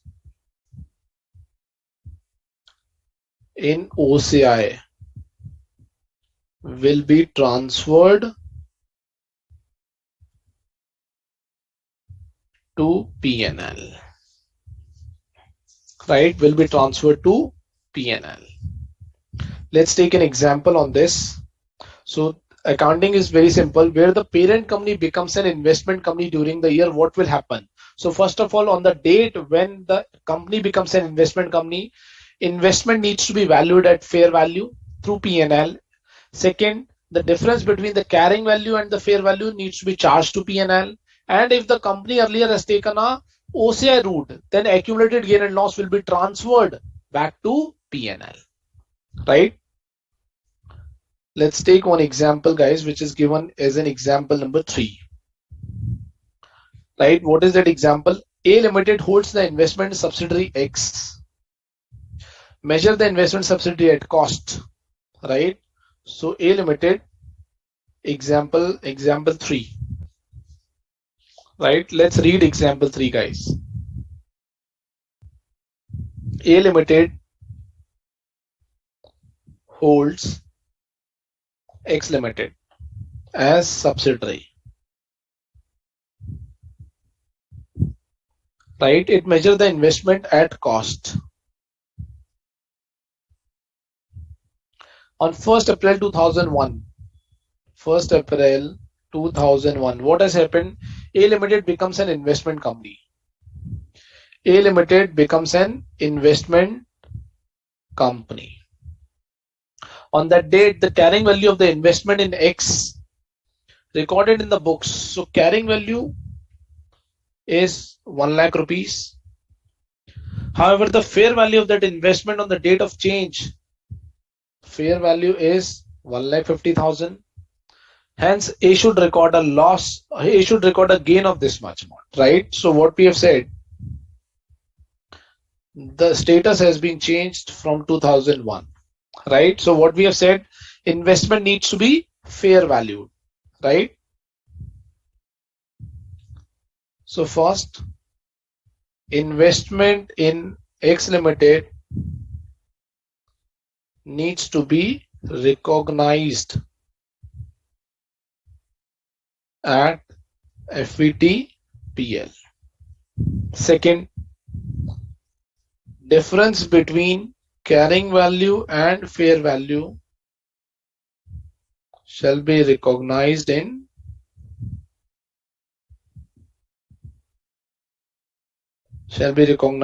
P&L. So what is the difference? Fair value is 1,50,000. Carrying value is 1 lakh. So the difference comes out to be 50,000. That will be recognized in P&L. What is the journal entry for this? It's a gain. It's a gain, right? So what should I do? Investment in X Limited, debit 50,000 to P&L, other income 50,000.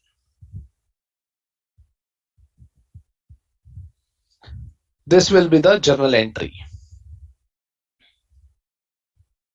Right, guys? I hope this is simple. Should not be any confusion in this.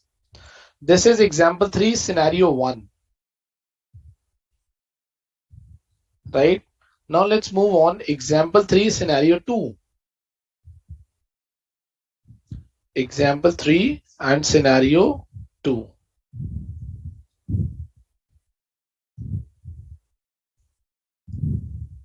What is the scenario 2? This is the scenario 2. Now here in the first scenario, we were saying hence A Limited should record a gain of rupees 50,000 in the P&L. In scenario 2, what we are saying, in this case, assume A Limited was measuring the above investment at FVT OCI, right? So what we were saying, A Limited made an investment in X Limited and it will be recognized at FVT OCI. This has become investment entity on which date? 1st April 2001, right? And this is the subsidiary and it will be carried at FVT OCI route, right? Okay, let's read further.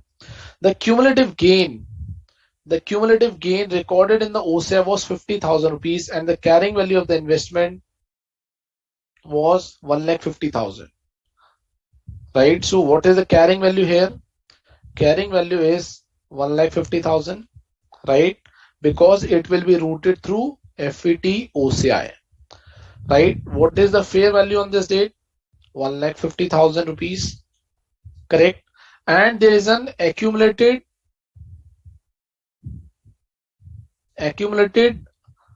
reserve in OCI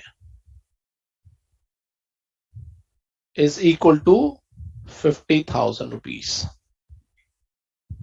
right? So how should account for this thing? First, all investment needs to be fair valued.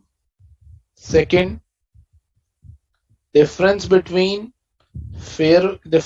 carrying value and fair value to be recognized in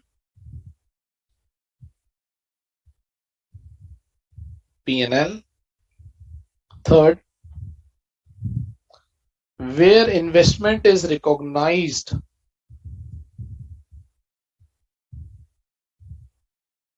through OCI or investment is recognized at FVT OCI, then what will happen? Then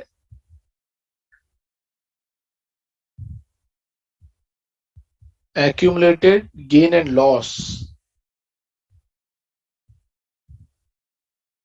will be transferred to P&L, right? So first of all, what is the difference between carrying value and fair value?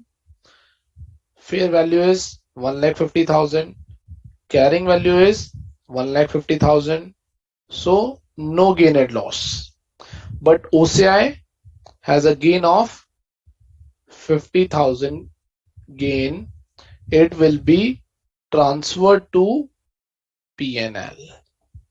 What is the journal entry in this case?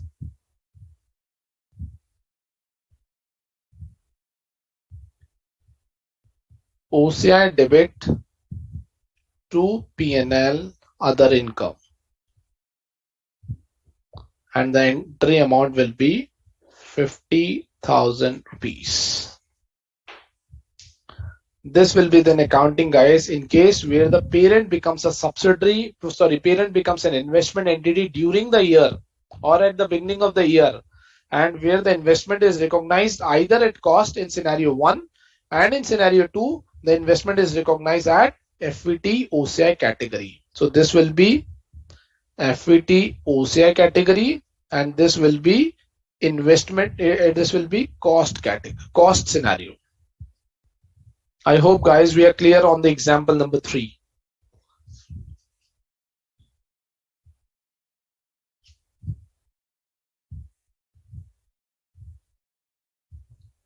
Any doubt?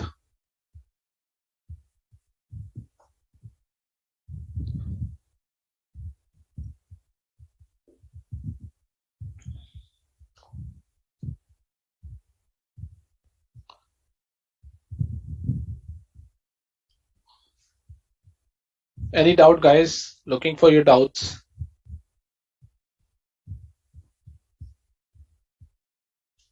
Okay, Sheena is saying, yes, sir, understood. Okay, thank you, Sheena. Okay, let's move on.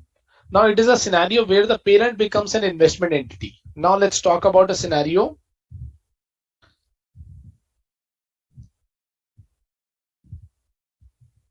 where investment company cease to be a investment company, or I would say where the parent cease to be a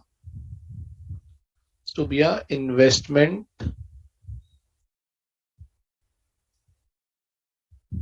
company, right?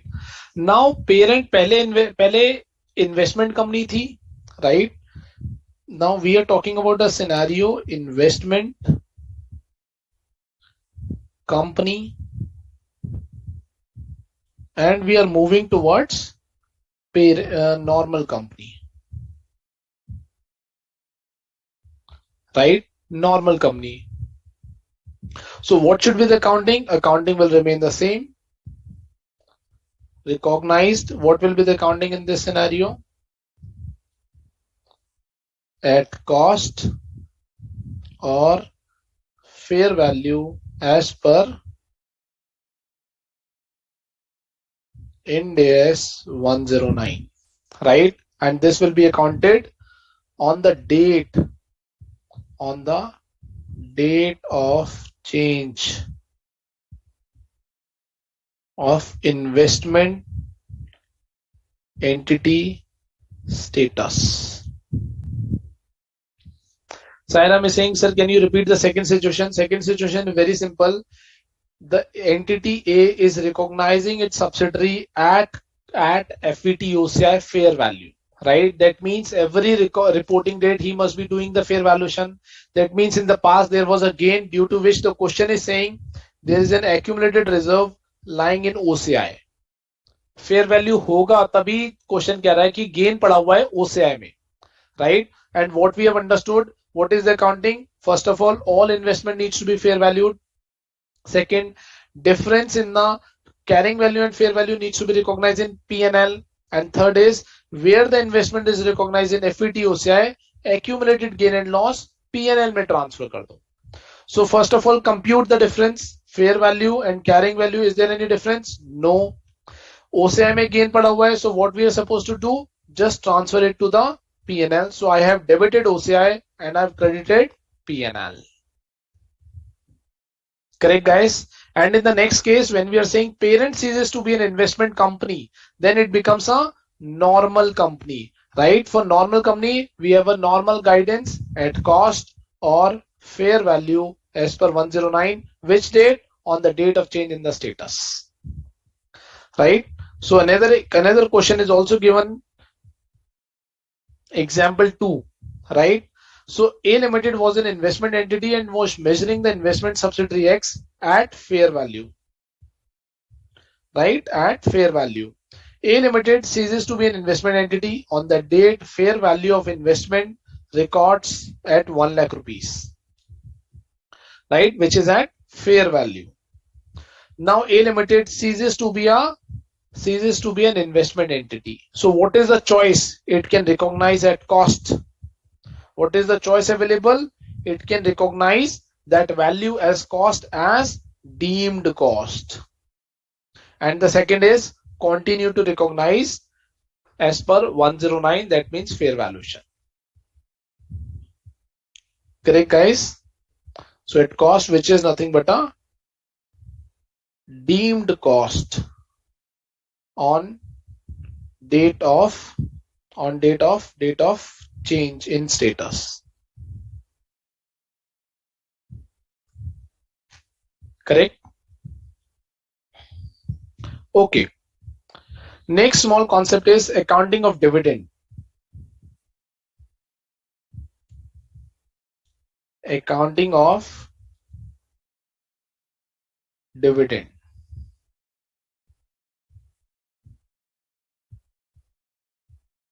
Right? So dividend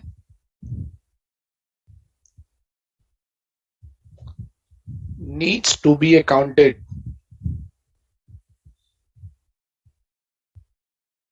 when the right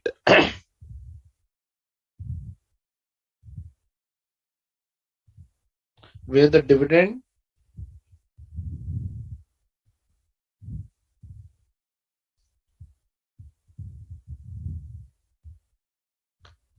where the dividend has been approved by the shareholders, right? Dividend has been approved by the shareholders, or I would say, or when it is approved by the shareholder, I would say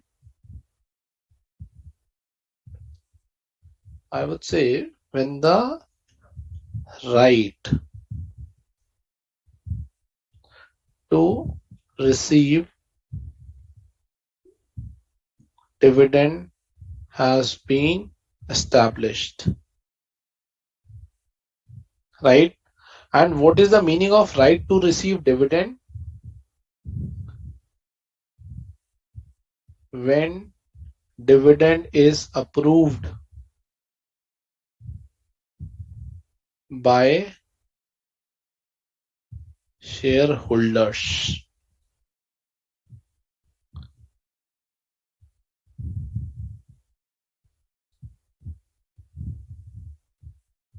What is the journal entry? Journal entry is bank account debit to P&L income,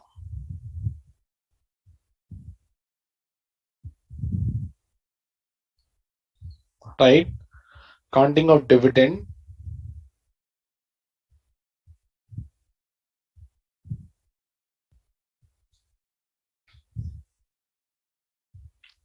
right? This is the counting of dividend received.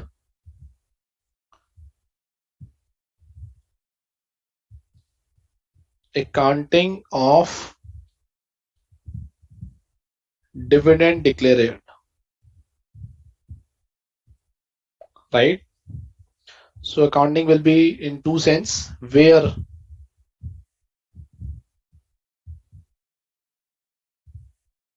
instrument is in the nature of equity as per Ind AS 32.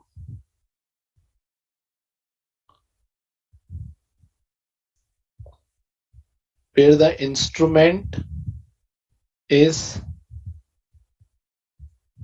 in the nature of liability as per Ind AS 32, right? So what will be the journal entry in both the cases?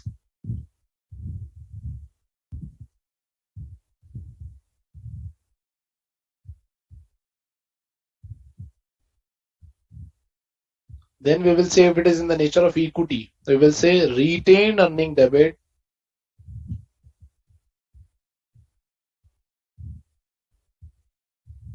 to bank or proposed dividend,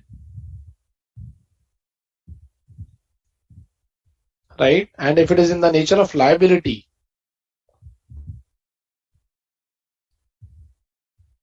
right, then we will say it will be interest expense.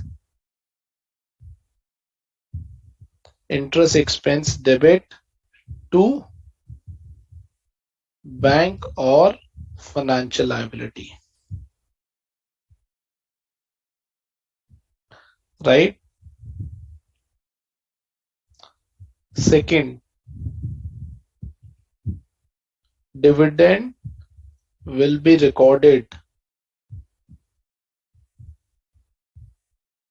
in the year in which it is declared.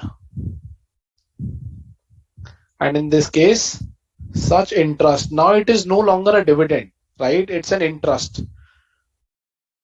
Such interest is recognized on effective interest rate on the period, in the period in which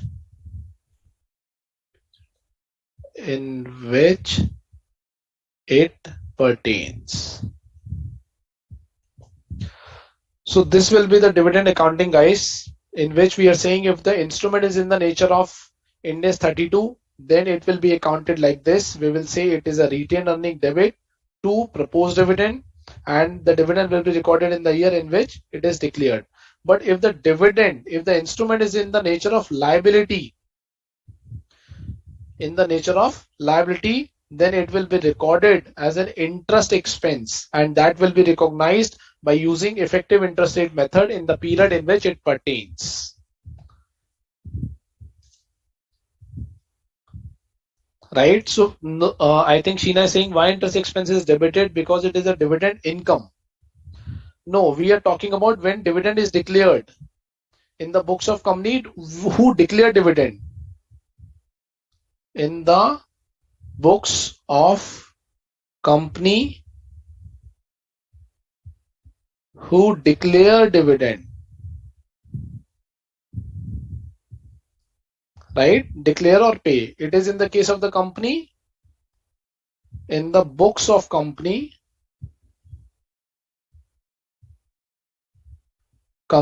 who receives dividend, right? Who receives dividend. This is the gist, guys, by having an interaction and the combined reading of different standard. I have merged Ind AS 32 and Ind AS 27 here, right? In the study module, you will find only the guidance under dividend received. So guys, today's session will be at around 9:30, right? And I think one last concept is left, which is reorganization. This we will discuss in the next class, right? This we will discuss in the next class. But lastly, we have discussed everything in this standard, right? And we have discussed lots of things. Investment in the separate financial statement, in subsidiary, associate, and JV. What is console? What is interim financial statement? What is separate financial statement? We have discussed the overview of the consolidation standard. We have discussed the equity accounting. At a very high level, we have discussed the line by line consolidation. We have talked about the interaction between Ind AS 27 and Ind AS 103. We have talked about Ind AS 109, right? And similarly, we have talked about the investment entity concept, right? One last question I am going to take up: why this interest entity is schemed? Okay, so let's say A Limited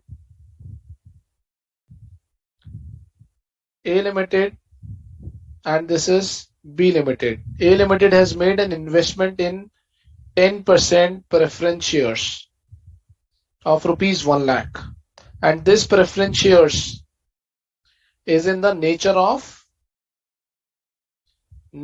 liability, right? Dividend is always paid on the equity. Equity means not equity share capital. Equity means the instrument which is in the nature of equity, right? And therefore this 10% will be treated as interest and not dividend. I hope this is clear to you, Sairam. Okay guys, so I will take a pause here. I will take a break, or I would say we are going to wind up the session today, right? Because I'm having some work. So today's session is 9:30 only, right? So we can meet up in the next session, and if there is any unanswered queries, I will be able to take up in the next session, right? So please go through the concept notes, everything which we have discussed in the session. There is no specific question which is given in the study module on Ind AS 27, but we have discussed a couple of examples as well in the session itself, right? So please go through all these pointers, concepts, and then we will meet in the next class, guys. Thank you so much, guys, for your patience today. So thank you, Nisarg. Thank you so much.